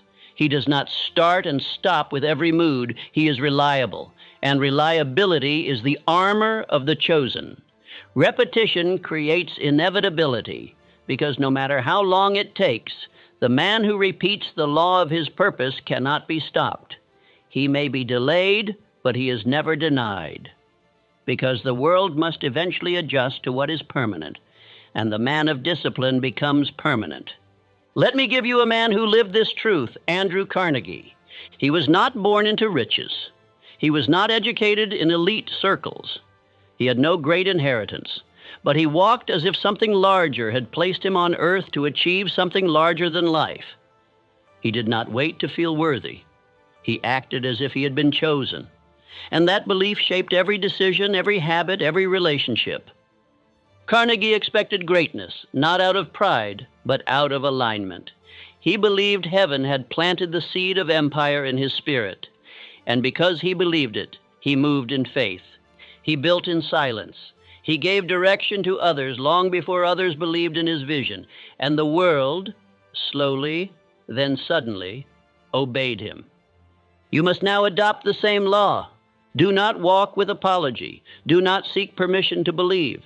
Do not wait for someone to tell you that you are allowed to think like a man sent by God. You are already authorized. Your desire, your vision, your inner unrest, these are not signs of arrogance. They are evidence of assignment. They are proof that you were not born to blend in, but to become. Let me now give you your new mental instruction. This is your daily rhythm of thought and behavior. Each morning, stand and speak aloud. I walk as one sent. I work as one assigned. I finish as one chosen. Move through every environment with the awareness that your presence is divine. When you sit at the table, sit like a man building something eternal. When you enter a room, speak only what aligns with your mission. Do not ask if you are welcome. Act like you belong, because the one who sent you has already cleared the path. When doubt rises, do not argue with it. Declare this aloud. I was sent. I am qualified. I do not retreat. Keep a journal of confirmations. Each day, write one moment when your belief influenced your environment. You are not here to fit in. You are here to establish law. You are here to be the example of what happens when a man believes that his life is the result of divine intention. And when you begin to live like this, the world begins to respond. Your posture shifts. Your eyes speak louder. Your silence commands. Your presence changes the temperature of every space. And it has nothing to do with personality. It is spiritual identity in motion. Now speak this aloud. This is your identity. This is your truth. I walk as one sent. I work as one assigned. I finish as one chosen. Again, I walk as one sent. I work as one assigned. I finish as one chosen. Let these words become your filter, your standard, your atmosphere. You no longer walk like a man hoping to be seen. You walk like a man carrying the orders of heaven. And that kind of man always makes the world yield. Transformation is not an accident. It is not a mystery. It is not the result of emotion, talent, or sudden insight. It is the byproduct of repeated obedience. You do not become powerful by hoping. You become powerful by building. And building requires a blueprint, a script written by you, repeated by you, proven by you. The man who rises is not the man who waits for belief. He is the man who writes it, who speaks it, who obeys it before he feels it, because repetition always comes before identity. And identity must be installed, not assumed. You must now take command of your daily rhythm. You must replace drift with devotion. You must stop letting time pass without proof. Every hour is holy. Every decision is documentation. And your new identity must be rehearsed like law. This is the system, the structure, the altar. It is not optional. It is not flexible. It is the daily death of the old self, the habits, thoughts, and voices that once ruled you, and the resurrection of the builder you were born to be. Let me give you the ritual. 1. Speak your chief aim aloud. You must remind your subconscious every morning what it serves. The mind, left to default, returns to smallness. But the mind, directed with clarity, aligns its energy to your command. I demand of myself the full and complete attainment of specific goal by date through focused thought, decisive action, and daily obedience. Speak this as law, not as hope, not as theory, as law. 2, speak your identity aloud. Your identity is not memory. It is instruction. Speak it aloud until your spirit bends to its sound. I am the man who was sent. I build with order. I speak with purpose. I walk as one chosen. I finish what I begin. Say it with authority. Do not say it as if you're convincing yourself. Say it as if it's already done. 3, take one action in alignment. You must prove who you are, not once, but daily. Each act must become evidence. Identity is reinforced not in what you say, but in what you confirm through behavior. Do not wait for the perfect task. Move forward in whatever you can do today to validate your script. Whether it is a message, a decision, a conversation, or a small act, prove the identity. 4th, record what you proved. At the end of your day, take 5 minutes. Write what you proved. What did you say that aligned? What did you do that confirmed belief? What old pattern did you break? When you write, your mind recognizes. When you document, you deepen. And when you return to your records, you realize, I have become what I declared. This is your altar. This is where your transformation is built. This is where excuses are replaced with rituals. This is where fear is exiled and decision becomes your dwelling place. Abraham Lincoln, long before he wore the title of president, lived by invisible law. He spoke to himself in silence. He repeated principle daily. He did not wait for office to act with honor. He practiced the voice of the leader until the world could no longer ignore him. And when the world finally gave him the title, he had already become the man. So must you. You are not practicing for someday. You are not preparing for a future season. You are proving daily who you have already decided to be. Let me now give you the deeper truth. The subconscious does not accept what you say once. It only obeys what you say repeatedly with belief. And when words and actions align, you build certainty. And certainty is the foundation of power. You will not feel it at first. You may speak with trembling. You may act with questions still echoing in the mind. But none of that matters. The law works when you do. And repetition is the blade that sharpens identity. Now say this aloud. This is your affirmation. This is your daily command.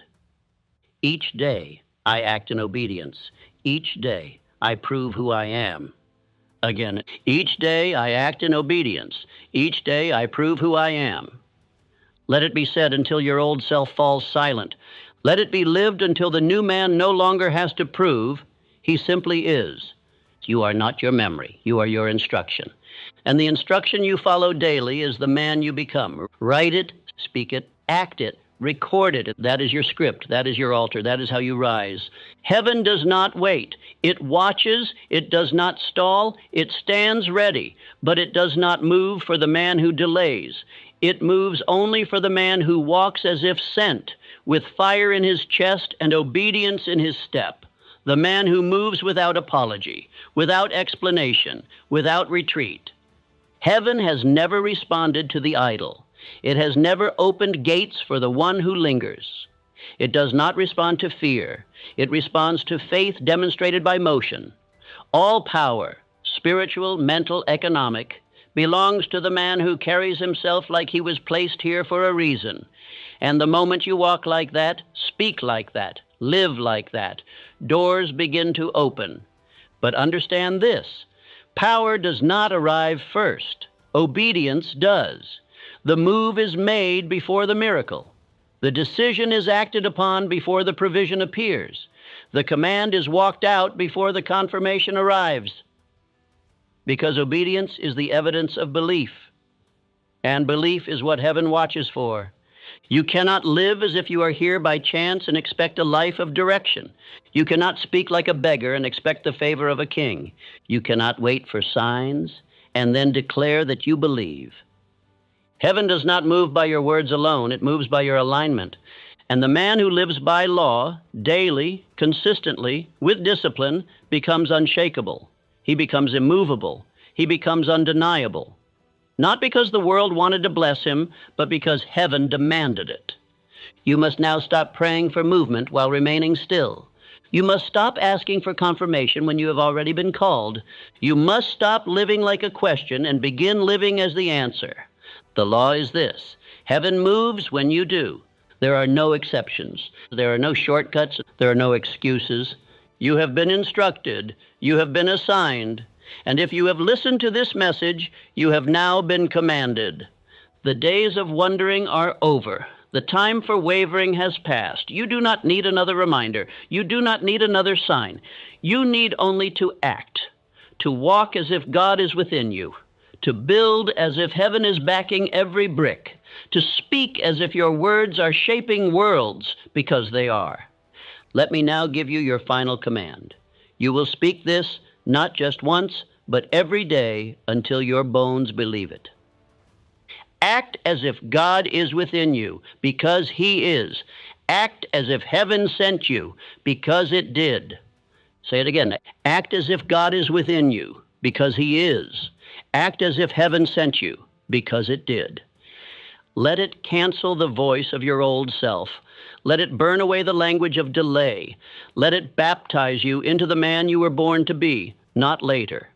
Now you are not behind. You are not too flawed.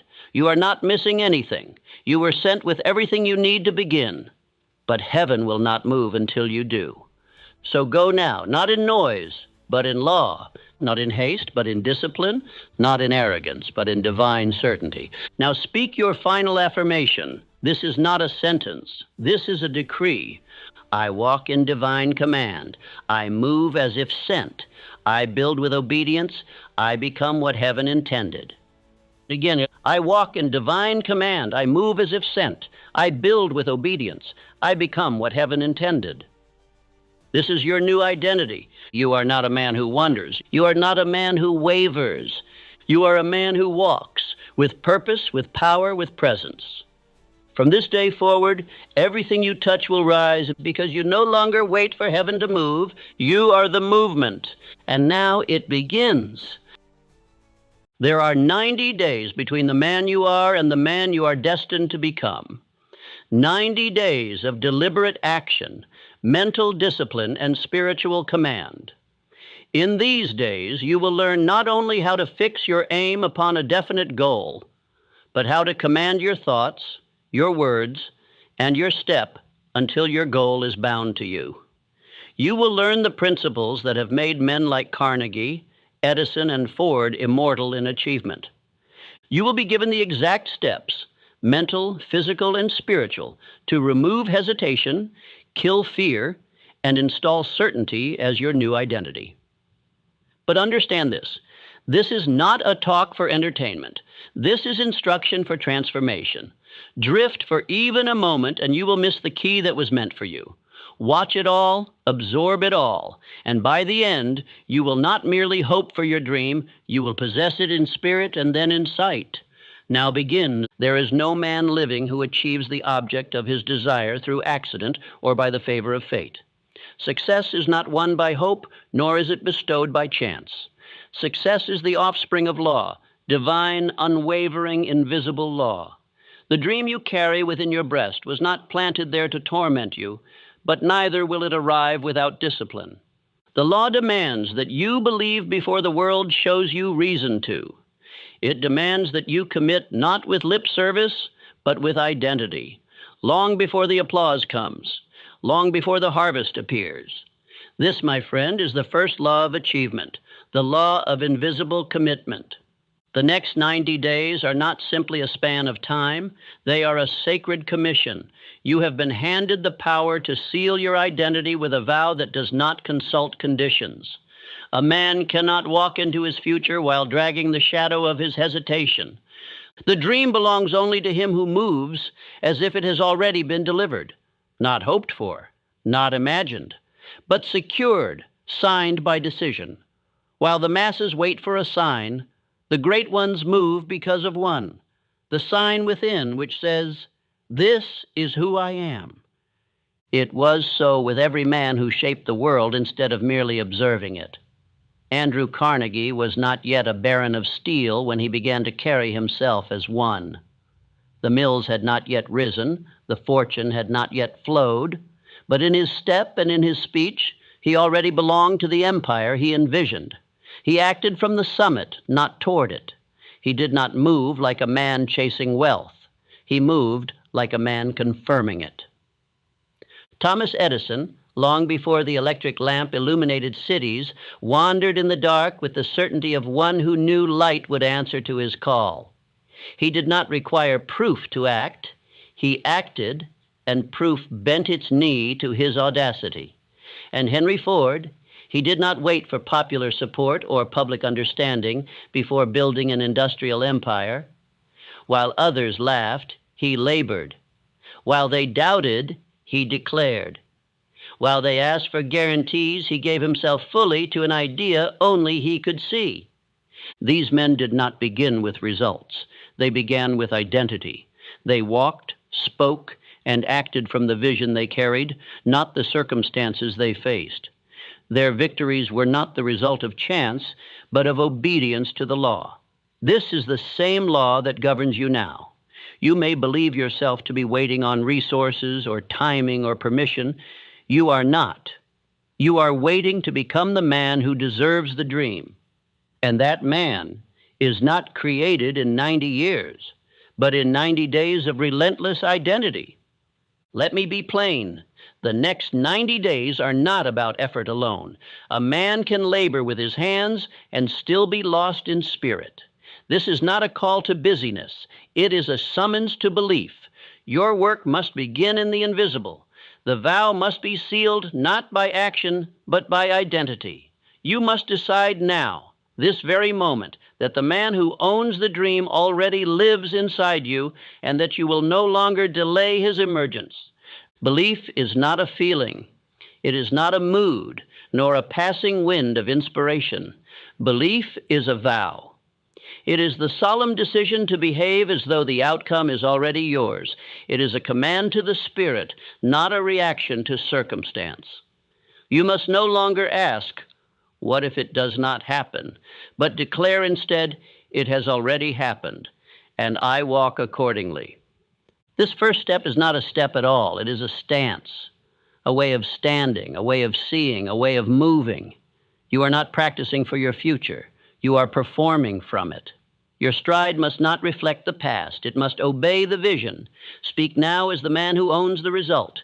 Dress as him. Decide as him. Walk as him. For he is not far off. He is formed by your repetition. Each morning, rise not as a man uncertain, but as a man already crowned. Declare aloud your definite chief aim, not with question, but with command. Let your voice ring like a trumpet calling your destiny to attention. There is power in spoken word. The subconscious does not respond to logic. It responds to declaration. Do not whisper. Do not ask. Command. Say to yourself before the sun has kissed the sky, "My name is Abba. My aim is, it is already written, and I walk accordingly." And then walk. Move into your morning with the bearing of a man who has already shaken hands with the future. Each hour of each day becomes sacred ground when it is walked with conviction. But beware, the danger does not come only from doubt, it comes from delay, from the subtle suggestion that missing one day is of no consequence. I warn you, drifting is not always dramatic. It is quiet, it is slow, but it is deadly. One skipped day becomes two, two become a week, and soon you are back among the walking dead, those who once believed, but now only remember. You must treat these next 90 days as a sacred covenant. This is not a trial, it is a transformation. You are not trying to become someone. You are obeying the someone already inside you. The dream was never outside you. It has always waited for the moment when you would step forward and claim it, not with hope, but with heat, not with theory, but with action. And so I say to you now, walk. Do not wobble. Do not wonder. Walk. Let each step carry the certainty of a man whose name is already engraved on the gate of success. You have 90 days to change your world. Begin not with effort, but with identity. Affirm, "I walk as if my dream has already welcomed me." Affirm, "My vow is stronger than my fear." Affirm, "The man I must become is the man I already am." Now rise and speak, then move. The clock is not your enemy. The clock is your servant if you use it with devotion. Let today be day one, not of your dream, but of your reign. A man may possess ambition as high as the heavens and faith as deep as the oceans. But if he permits his surroundings to remain ordinary, those surroundings shall drag him down to their level. Environment is not neutral. It is suggestion made visible. It whispers to the soul in ways the conscious mind cannot always detect. The chairs you sit in, the walls you stare at, the clothes you wear, the conversations that surround you, all of these are either allies to your ascension or accomplices to your defeat. And unless you command your environment, you will be commanded by it. No man becomes great in a space designed to keep him small. You must understand this. The world outside you constantly attempts to shrink the world within you. The dream, in its infancy, is delicate. It breathes through atmosphere. It lives off tone. And like fire, it either spreads when it is fed or dies when it is ignored. You cannot proclaim transformation while seated in the same throne of former stagnation. The walls remember your excuses. The furniture remembers your doubt. Even the mirror recalls your hesitation. Therefore, you must begin the renovation of your future with the reconstruction of your environment. Look to John D. Rockefeller. He was not born in grandeur. He did not begin with legions of assistants, nor did he rise because of inherited wealth. He began with a small ledger and a quiet room, but in that room, he ruled like a sovereign. He did not wait to be surrounded by success. He constructed it from the silence. His papers were kept with precision, his desk organized with reverence. His space was not loud, but it was loyal. It reflected not where he was, but where he was going. And so the world eventually followed suit. First the space bowed, then the city, then the nation. So it must be with you. If you do not believe your space has power, you have already surrendered. For every object in your view either affirms your future or afflicts it. You may believe the clothes on your floor are harmless. You may excuse the clutter on your desk, the unmade bed, the meaningless decorations from yesteryear, but each one of them is a silent sermon preached to your subconscious. They say nothing has changed. They say this man is still who he was. They say do not believe his declarations, believe his atmosphere. I say to you now, cleanse your temple. Eliminate every symbol that belongs to your past mediocrity. Remove the trophies of yesterday's smallness. Tear down the pictures that chain you to who you used to be. The future is not a place you stumble into. It is a place you prepare for. The environment must be built to fit the man you are becoming, not the man you are trying to escape. But this cleansing is only half the work. You must also install symbols of identity. Let there be visual reminders of the king you are becoming. Place before your eyes the words that echo your aim. Hang the decrees that reflect your destiny. I do not speak of mere decoration. I speak of sacred reinforcement. Write your aim in large letters and place it where you dress. Carve your vision into your walls if need be. Let every corner of your environment declare the truth, that this is not a man trying, this is a man transforming.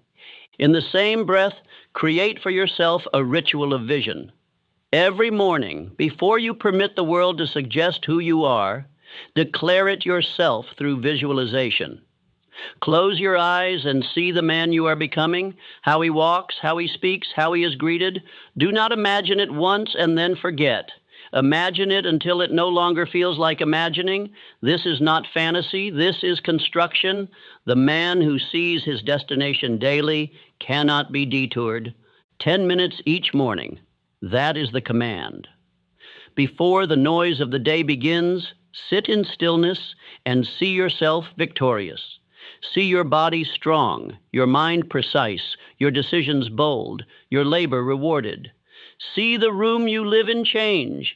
See the income you desire as if it is already earned. See the men who now laugh silenced by your results. Not to boast, but to become. For the world outside, you must not set the tone. You must. Do not take this lightly. A man who permits his environment to remain casual has already decided to remain average. You must remake your space into a place of war and worship and work. It must become a battlefield of commitment. Every object should tell a story of identity. Every space should command respect from yourself first and from others by consequence. This principle is as old as achievement itself. The ancient kings did not wait to sit upon thrones, they built them.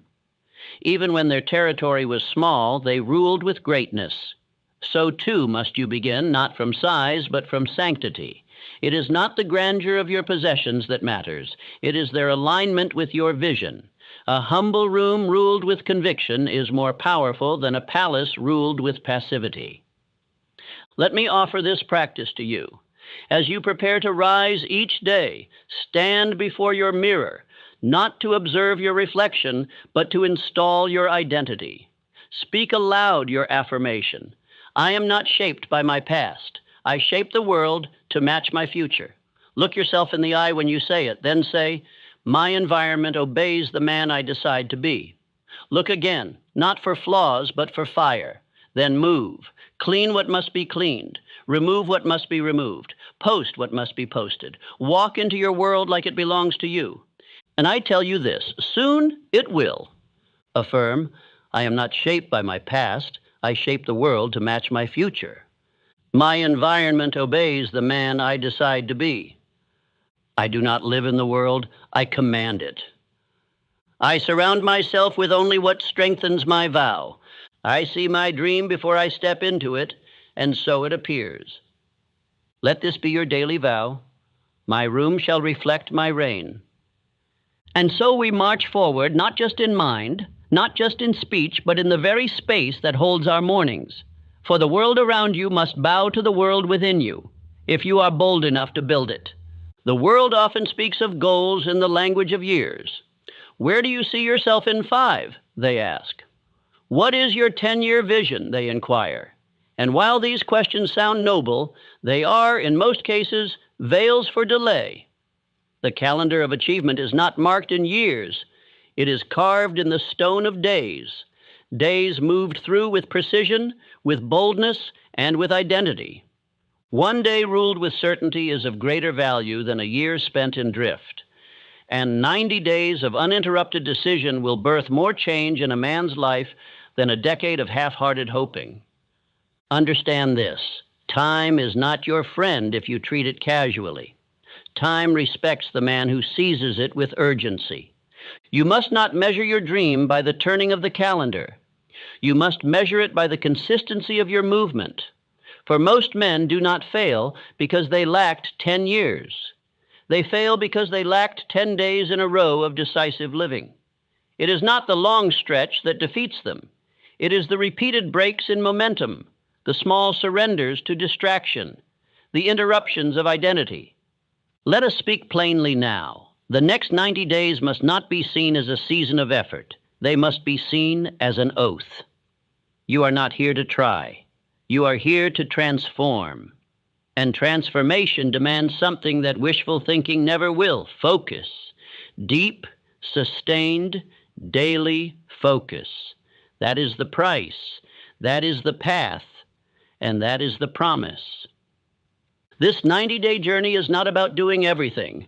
It is about doing the one thing that matters with the soul of a man who knows he is already appointed.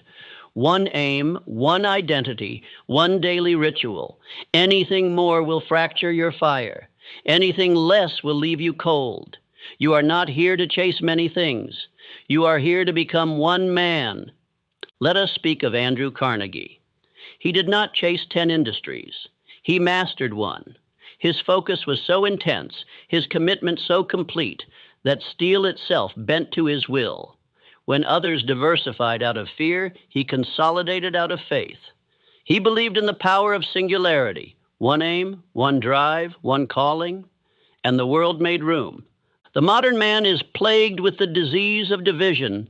He speaks of balance, as if greatness ever arose from such a concept.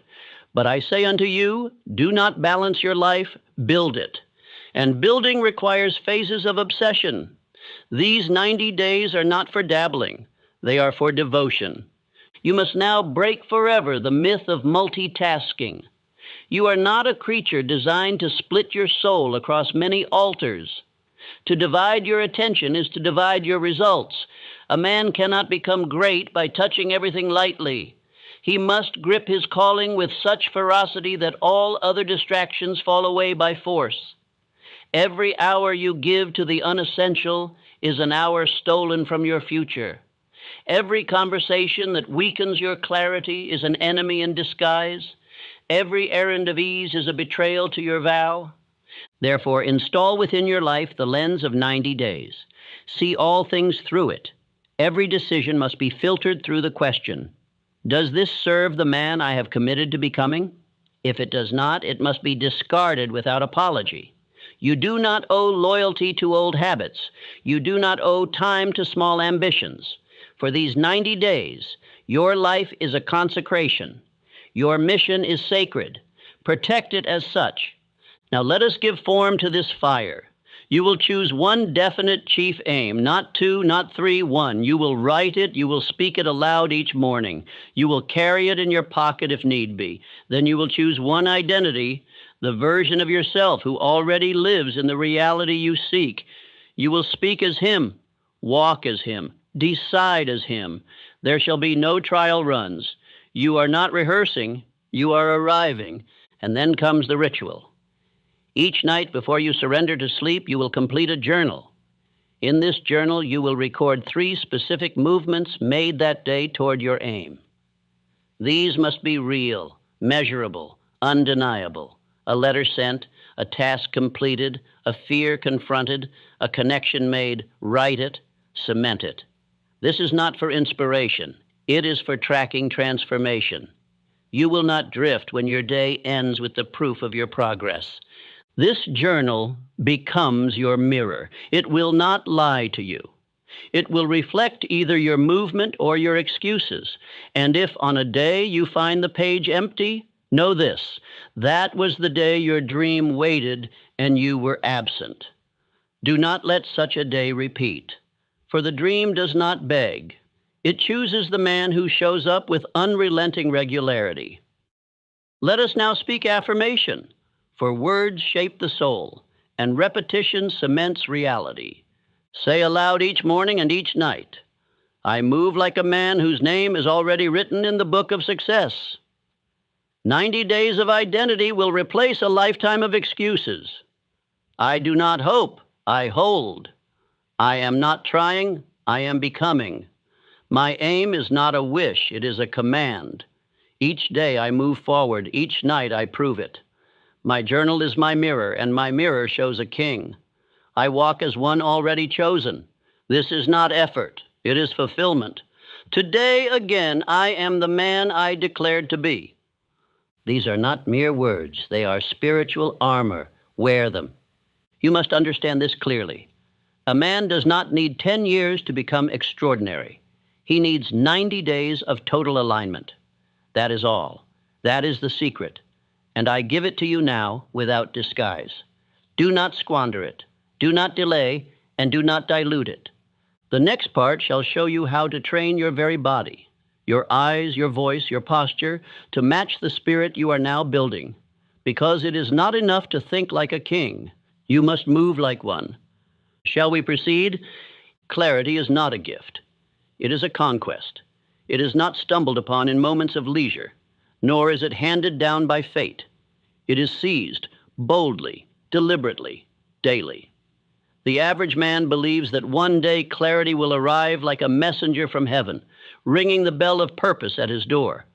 But the man who achieves understands that clarity must be summoned. It must be declared into being, for clarity is not found. It is forged in the furnace of declaration. Most men wander not because they are unworthy, but because they are silent. They drift not from lack of power, but from lack of personal decree. They have not spoken into the atmosphere what they are here to accomplish, and so the world treats them accordingly, like men of fog, not fire. They say they are waiting for inspiration, but what they are truly waiting for is the courage to choose.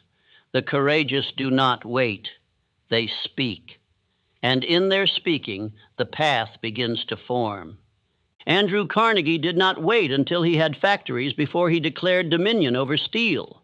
He did not wait for public approval or economic guarantee.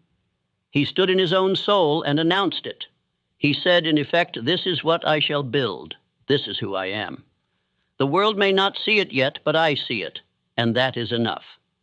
From that moment, Steele bent to his belief. You must now do the same.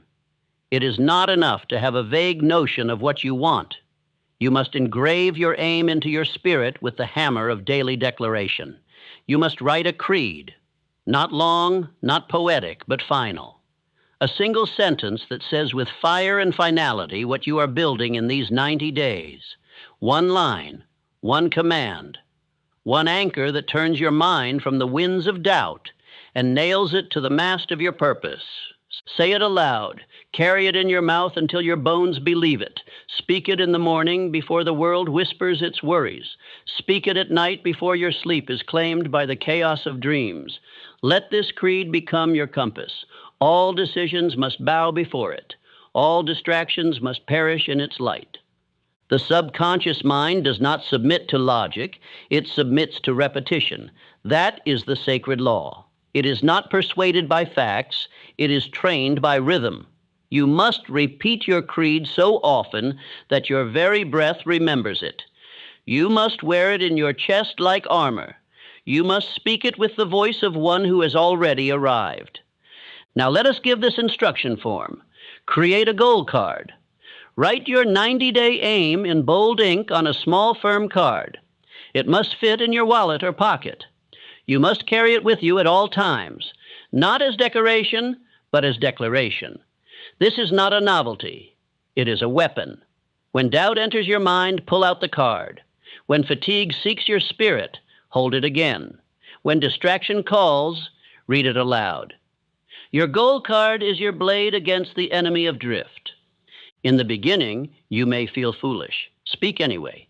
In the early days, the words may not feel true. Say them still. Faith is not feeling.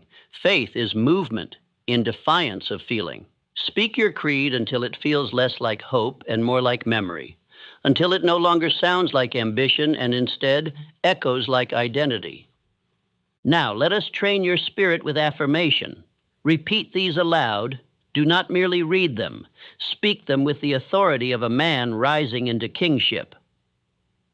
I am the type of person who declares my destiny before I see it.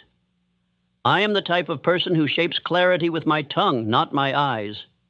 I am the type of person who carries my mission like a sword. I am the type of person who repeats truth until it becomes reality. I am the type of person who never lets the world define my direction. These are not simply words, they are contracts. When you speak them, you must obey them. When you repeat them, you must match them. Do not whisper them, proclaim them. Understand this. Men do not drift into victory, they drive into it. And the steering wheel of your spirit is speech. If you do not take the wheel, others will. Society, fear, mediocrity. All of them stand ready to assign you a path if you do not boldly take your own. The man who becomes something in 90 days is not the man who casually affirms. He is the man who speaks as one under divine command. His creed is not a hope. It is a hammer. Each morning he strikes the bell of destiny with it. Each night he rings it again, and the sound of it awakens everything in him that had fallen asleep during years of passive living. Your creed is your crown in sentence form. Wear it as such. Write it. Speak it. Carry it. And walk in such a way that the world has no choice but to confirm what your voice has already decreed. Let us continue. In the next part, we will destroy the lie that progress comes in time. For in truth, it comes in focus, and you shall learn how 90 days of singular devotion will outperform decades of scattered dreaming. Discomfort is not your enemy. It is the herald of your ascent. It is the invisible trumpet that announces to the worthy man, you are standing before the gate. Yet most men, upon hearing that trumpet, turn back. They mistake the discomfort for a warning when it is in fact a signpost. They confuse resistance for danger when it is truly direction. Discomfort does not appear to those who are lost in drift. It appears only to those who are finally walking towards something with power. There is a sacred law in the universe. Nothing worth possessing is reached without the crossing of a threshold, and every threshold is guarded by resistance. Not the resistance of armies, but of thoughts. Not the resistance of men, but of moods. Resistance is the invisible test administered to those who dare claim more than comfort, and you must now be ready to pass it daily. Let us not make this merely poetic. Understand it with clarity. The moment you move with decisiveness toward your aim, resistance will rise. It may take the form of fatigue or interruption or criticism or fear. You may wake one morning with fire, and by noon feel the fog of uncertainty. Do not be fooled. This is not failure. It is the friction that polishes faith. It is the pressure that shapes persistence into proof. Thomas Edison, the great inventor whose name is etched into the fabric of human progress, did not reach his triumph in ease. He failed, it is said, over 1,000 times before producing the light that banished night. But was it failure? Or was each apparent defeat another blow of the hammer shaping the sword of victory? I tell you it was the latter.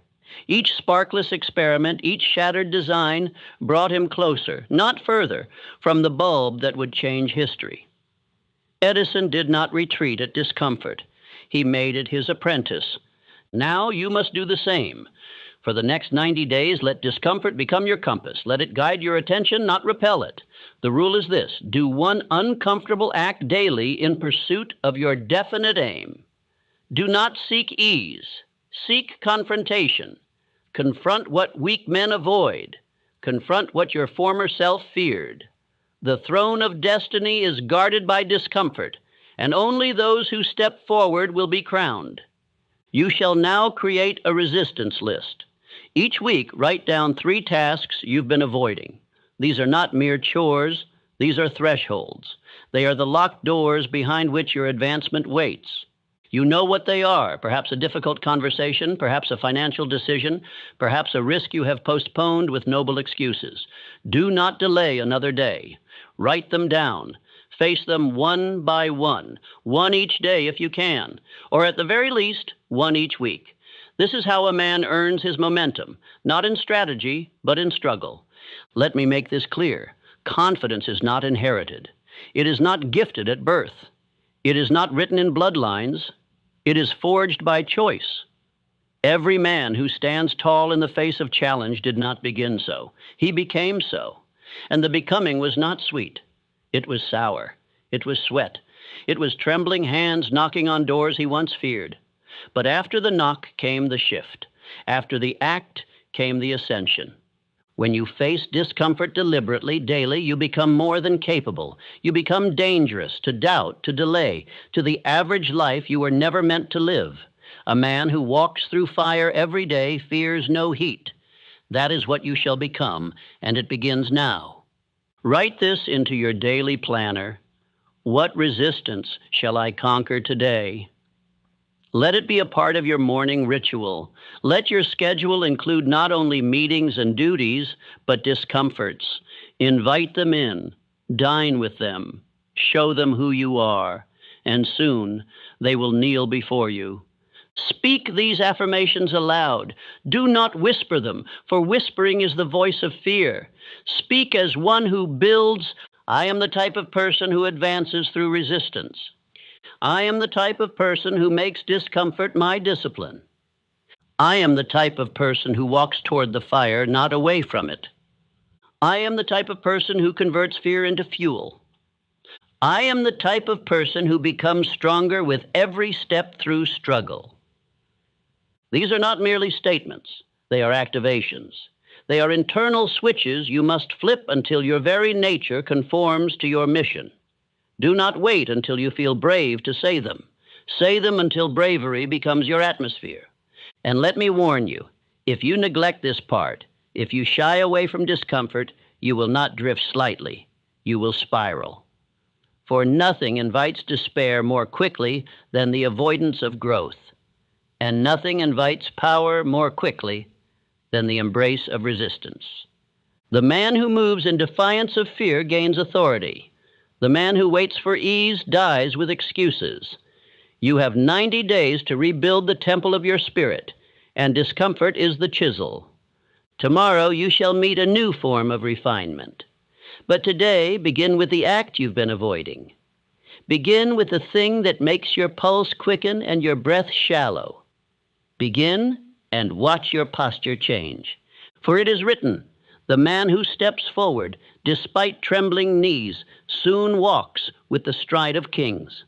Most failures do not occur in the storm. They occur in the stillness, not because the man lacks skill, but because he cannot stand the sound of silence. You see, the true enemy is not always the critic who raises his voice. It is the absence of voices altogether. It is in that empty space, where no applause is heard, no reward is visible, no companion stands beside you, that the weak man turns back.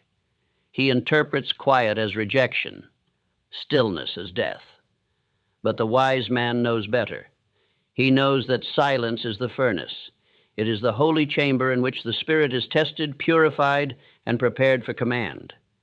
Solitude is not emptiness. It is the throne room where kings are forged. No crown ever descended upon a distracted man. It is in the absence of noise that decisions gain weight. It is when all outer voices are hushed that the inner voice is finally heard. Most men run from solitude. They run toward distraction, toward constant movement, toward noise. But distraction is not your ally. It is the opiate of the drifting soul. And noise, if not mastered, will rob you of the whispers that were meant to guide you to destiny. You must now learn to dwell in silence as a ruler sits upon his throne. Do not fear it. Do not resist it. Invite it daily. Appoint it as your sacred appointment with self. For the next 90 days, you shall set aside 15 minutes each day, no more, no less, for absolute solitude. No sound, no music, no conversation, no notes. Just you, seated or standing, eyes open or closed, with your full attention married to your definite chief aim. If your mind wanders, guide it back. If doubt rises, speak faith silently within. In that stillness, you are not wasting time. You are purchasing power, for it is in that space where clarity arrives, dressed as simplicity. Consider Abraham Lincoln. During the darkest hours of the Union, when the country was being torn at the seams by war and division, Lincoln was not surrounded by cheering crowds. He was surrounded by shadows of doubt, of pressure, of monumental decisions that no man had ever faced before him. But what made him immovable was not just his mind, but his time in silence. History tells us he would sit alone for hours, staring not at walls, but into the furnace of thought. It was there that resolve hardened. There in stillness that he decided the fate of a nation. His power came not only from speeches or armies, but from silence conquered and turned into command. So too shall it be with you. Make solitude your throne. You shall not rise without it. Begin each day, or end it, whichever you prefer, with this sacred time. Protect it as you would a child. Mark it on your calendar. Defend it from interruption. And once you enter that space, do not beg for answers. Simply dwell, breathe, see the vision of your dream fulfilled. Hear your name written into history. Let yourself sit inside the outcome before it arrives in sight. When the 15 minutes conclude, write one sentence of command, not of hope, not of theory, of command. One sentence that affirms the path ahead. It may be simple. I am moving with boldness toward the business that bears my name. Or, today, I advance toward the man my family will remember. One sentence, daily, written by your own hand. These sentences will become the bricks of your fortress. They will serve as proof that each day was lived not in reaction, but in intention. Let us affirm now. Speak them aloud, for silence must also be ruled by sound. I do not run from silence, I rule in it. Solitude crowns me where noise would corrupt me. I am the architect of clarity, and I meet it daily in stillness. My vision is louder in silence than the world's shouts. I emerge from solitude as a king emerges from his chambers, decided, calm, and certain. Do not underestimate the might of this discipline. It is where spiritual mastery begins. If a man cannot sit with himself, he will never lead others. If a man cannot calm his mind, he will forever chase answers from broken sources. This is not optional. This is your sanctification. This is the crucible in which your identity becomes unshakable. There will be days where you resist the solitude. You will tell yourself there is too much to do, too many urgencies to address. On those days, remember this: solitude is not in the way, it is the way. The man who misses a meeting loses minutes. The man who misses solitude loses momentum. So sit, dwell, breathe, decide, and write. And remember, you do not rise to greatness by accident. You rise because you have dared to dwell in the places most men flee. Where others escape into the noise, you must reign in the quiet. For the dream you are chasing was not born in a crowd. It was born in the chambers of your soul, and it is there that it must be fed. Now begin. Today. Enter the silence. And do not emerge until you have left a trace of command behind. A man can move all day and still go nowhere. He can sweat, strive, and spin, only to fall asleep exhausted and unfulfilled. Why? Because action by itself is not the master key. It is not the volume of movement that yields power. It is the harmony of that movement with the spirit that commissioned it. The world is full of men who have labored their bodies to ruin, but never aligned their inner world with the aim they were sent to pursue. Their hands were busy, but their heart was adrift. And when the spirit is forgotten, labor becomes slavery. Motion without mission is the surest path to weariness. The time has come to distinguish between mere hustle and holy movement, between effort that drains and effort that declares. There is a difference, and it is one of the greatest secrets the successful have known across centuries. Andrew Carnegie did not wake and run blindly into the noise of the day. Henry Ford did not rush into meetings without first standing in stillness. Thomas Edison did not plunge into experimentation before aligning his inner vision with the work ahead. Their productivity was not random. It was spiritual. It was governed by law. And so shall yours be if you wish to build a legacy that outlives your sweat. There are 3 laws of spiritual productivity. Obey them, and you will see your energy compound. Break them, and you will confuse busyness for progress until the very end. The first law: alignment precedes movement. Before the world can bend, you must bow. Bow not to fear nor to pressure, but to your inner vision. The man who begins his day without alignment is like a ship without a compass. He may be fast, but he is not faithful to any direction. To align is to return home, to recall who you are, why you walk, and who has sent you. Alignment means remembering your definite chief aim before any task is touched. It means allowing your purpose to clothe your posture, your voice, and your intent before the day unfolds. It is the spiritual version of dressing for battle. Your first act each morning must not be accidental. It must be deliberate. Rise with declaration, not distraction. Do not reach for noise. Do not check on the opinions of others before you check on the vow you made to yourself. Stand, breathe, and speak aloud your definite chief aim, not as a plea, but as a proclamation. This day is mine. My aim is worthy. I am the man for this assignment. Let those words echo into your day like the sound of a general's trumpet. Begin no act before you have crowned yourself in identity. The second law: gratitude activates favor. There is a power in thanksgiving that logic cannot touch. Gratitude is not an emotion. It is a decision. It is the manly recognition that all things are working together, even when sight does not yet confirm it. When you wake and give thanks for what has not yet appeared, you are not deceiving yourself. You are commanding reality. Edison, long before perfecting the electric light, gave thanks for every failed filament. Why? Because he knew each failure was not a stop, but a step. Ford, when building his plants in fields where others saw only dust and debt, gave thanks for the assembly line before the first screw was turned. Gratitude makes room for results. It is the language of faith in action. So each morning after alignment, give thanks, not only for what is, but for what shall be. Say aloud, I give thanks for the outcome that already belongs to me. List them, if you must. Speak of the business, the strength, the clarity, the wealth, the influence, the legacy. as if it has already unfolded. Gratitude in advance is a form of spiritual audacity, and the world responds to the man bold enough to thank it before it bends.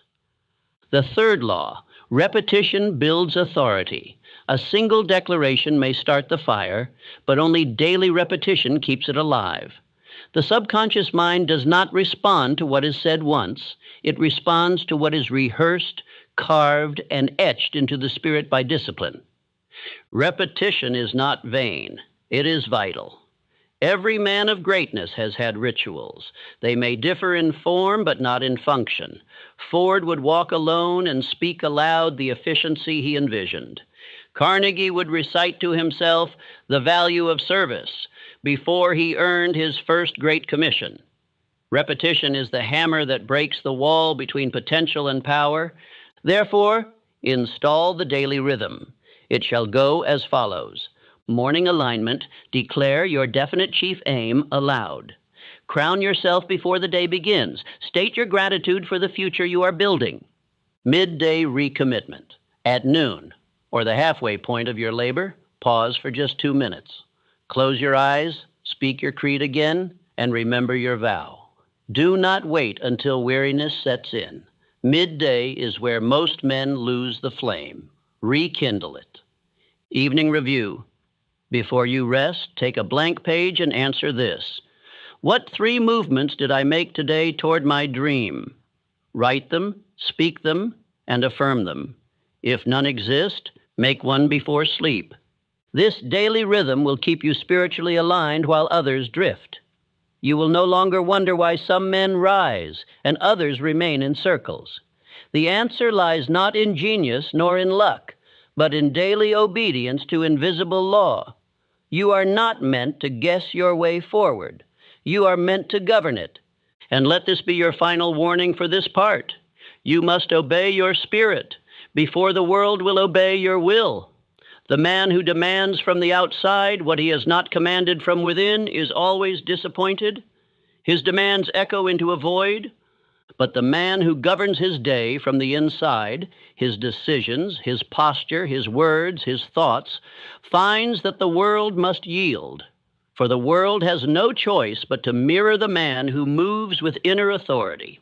So speak now. Recite these affirmations not with passivity, but with dominion. I rise in alignment, not confusion.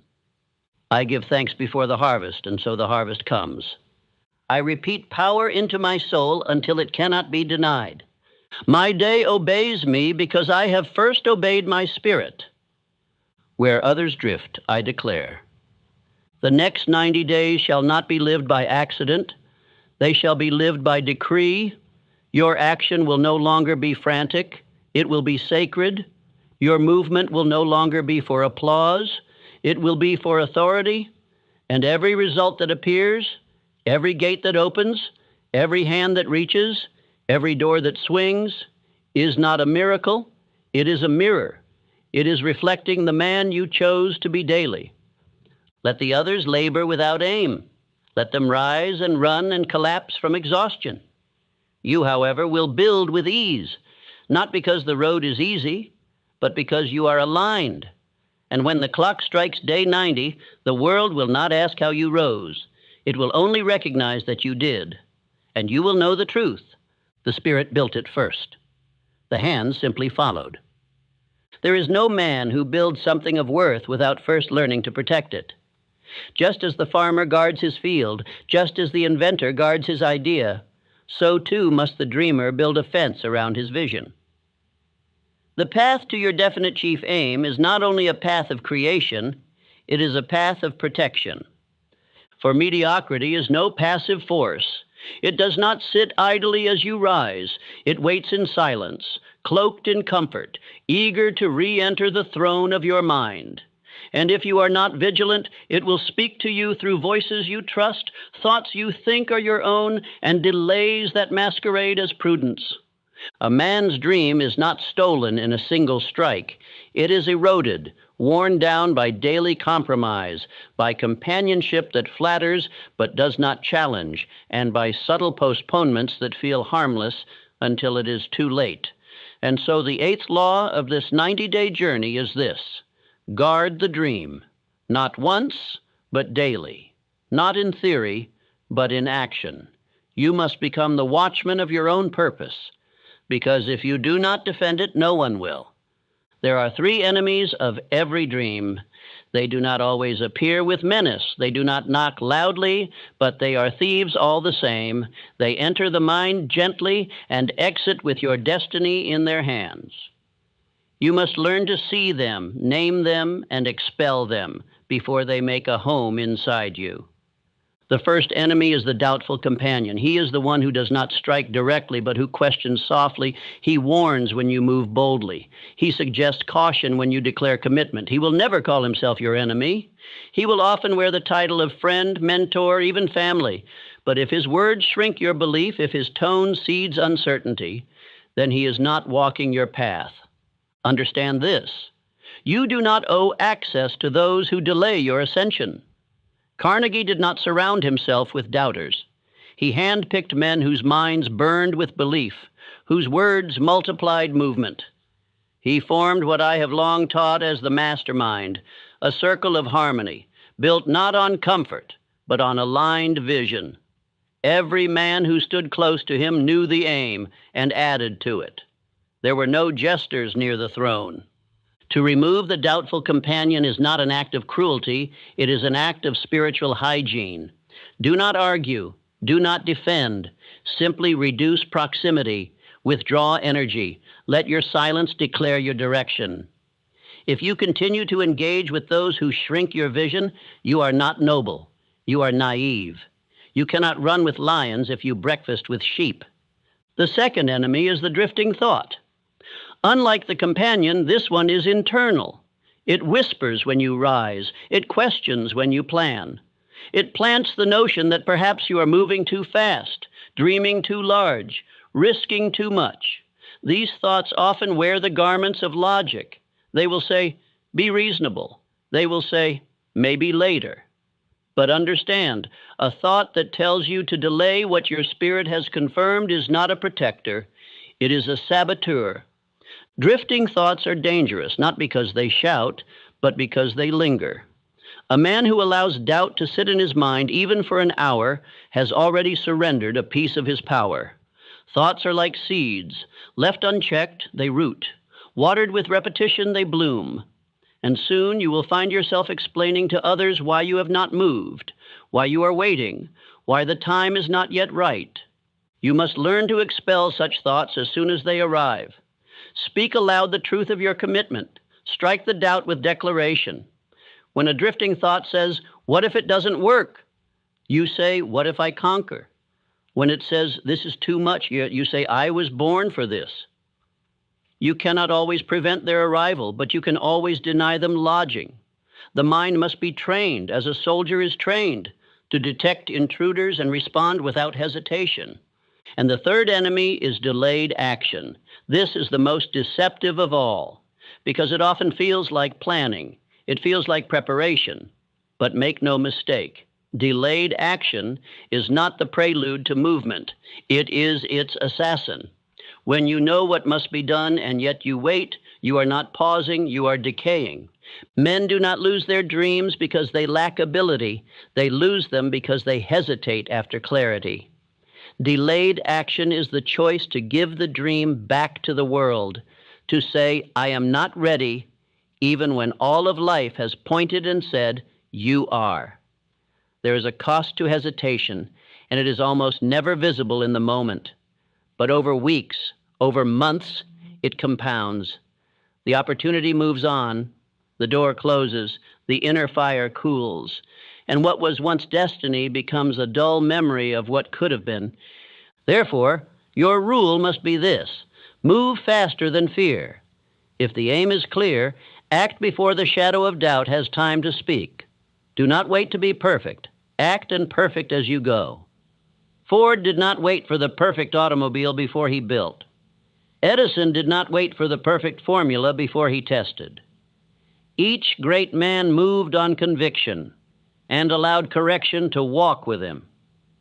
Now your assignment is twofold. First, audit your environment. Walk through the landscape of your life as a general inspects a battlefield. Look at your companions. Who must be silenced? Whose words do not belong in your ears this season? Who drains you with questions that feed fear? Make the necessary distance. You do not need a crowd. You need a council. Next, audit your atmosphere.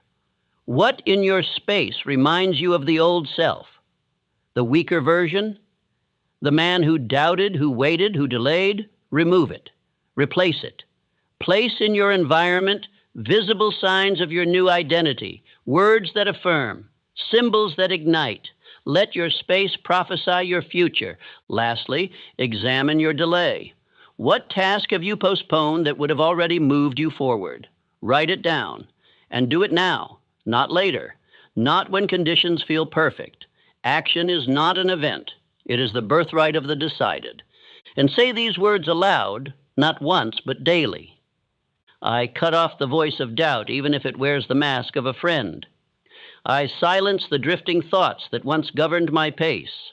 I do not wait, I advance. My companions multiply my courage. My delay dies in my decision. This is no longer the time to protect feelings. It is the time to protect futures. You must choose your dream or their comfort, your vision or their voice, your advancement or your excuses. The man who guards nothing loses everything, but the man who guards his aim with vigilance becomes unstoppable. So rise now, not just as a dreamer, but as a defender of the dream. And for the next 90 days, treat your vision not as a hope, but as a fortress, and woe unto anything that attempts to breach it. You have arrived at the final gate, but this gate is not one of summary. It is one of commission. For what is the use of a man learning the laws of greatness if he refuses to live by them? What profit is there in hearing the voice of destiny, yet retreating into delay? Let this be known. Knowledge is not power. Applied knowledge is. The man who merely collects wisdom without command over his own actions is no better than the man who has never heard the truth at all. This is why today, this moment, this very breath, you must become the man who moves. You were not born into obscurity so that you might remain there. You were born to rule over your days, to press your identity into the clay of this life, and to mold something eternal from your present season. The next 90 days, if approached with faith and unbending decision, will yield more than the last 9 years of wandering. The man who accepts this truth will rise, and the man who waits will wither. Let us bring the laws together, not as a review, but as a final commandment to your spirit. You were told first to decide, for without decision there is no foundation. To decide is not merely to want, it is to sever all alternatives, to take up your sword and to burn the bridge behind you. Andrew Carnegie decided that steel would become his empire when he had neither the land nor the labor. Kazan decided to lead when fear told him to wait. Barnes decided to become Edison's partner before he even had a voice in the room. Decision is not democratic. It requires no vote. It is the solitary act of a sovereign soul. Then you were taught to declare. A man must speak his destiny aloud, for words are the banners of the Spirit. What you do not declare, you will deny in the dark. A man who cannot declare his vision will never walk in it. Say it before the world can see it. Say it when no one else believes. Say it until the world is forced to follow the sound of your voice. Next, you were instructed to move. Faith without motion is fantasy. The dream cannot be inherited by the passive. You must act before applause. You must walk before welcome. And you must labor while others sleep. For every day that you hesitate is a day that your dream drifts further from your grip. It is not enough to know the path. You must place your feet on it and walk. Then came refinement. Every step you take is an opportunity to sharpen your identity, to strip away delay, and to deepen your conviction. You do not need perfection. You need persistence. The man who falls 7 times and rises 8 is closer to his dream than the man who planned forever but never began. refine in solitude, refine through struggle, refine by obedience to the voice within. And finally, you must repeat. Greatness is not born in a moment. It is forged through repetition. It is chiseled daily in the rituals of certainty. It is sealed through unwavering rhythm. As Ford repeated his vision in the face of mockery, as Edison repeated experiments after failure, as Lincoln repeated his resolve in the face of division, so must you declare and move again and again until your spirit becomes unshakable and your aim becomes flesh. Let me now tell you the story not of one man, but of many. Picture the spirit of Quezon, deciding for a nation's future before anyone gave him permission to believe. Imagine Ford, who saw machines of power when others still walked behind beasts of burden. Remember Barnes, who walked into destiny not with evidence, but with eyes full of certainty. Each of these men, in their own 90-day charge, moved with such relentless faith that the world bent to their vision. They did not wait for conditions to become favorable. They declared the conditions with their movement. And so I tell you now, man of vision, do not wait another day, for you already possess the three tools no one can give you: breath, aim, and choice. Breath means your spirit still has permission to act. Aim means your purpose is already summoned. And choice means you can still seize the crown meant for you. From this moment forward, the only question that matters is this: will you move? Not in thought, not in planning, but in deed. Will you walk as if your dream has already opened its gates to receive you? Say aloud these words until they are welded into your inner walls. I command the next 90 days to deliver what doubt once delayed. My steps write history. I live as a man whose dream obeys him. Do not speak these as affirmations only. Speak them as decrees. Speak them with the certainty of a general commanding victory. Speak them as a king entering his throne room. Speak them because it is already done in spirit, and now the world must obey your walk. You ask what to do next? I answer simply: one page, one call, one decree. That is all. Begin. One step in alignment is worth more than 1,000 intentions. Write your aim on a single page and place it where you rise. Make one call that you have delayed, be it to a partner, a publisher, a prospect, or a power you once feared. And speak one decree aloud before sleep tonight that tells heaven and earth: you are no longer a man of maybe. You are a man of must. Go now and never look back.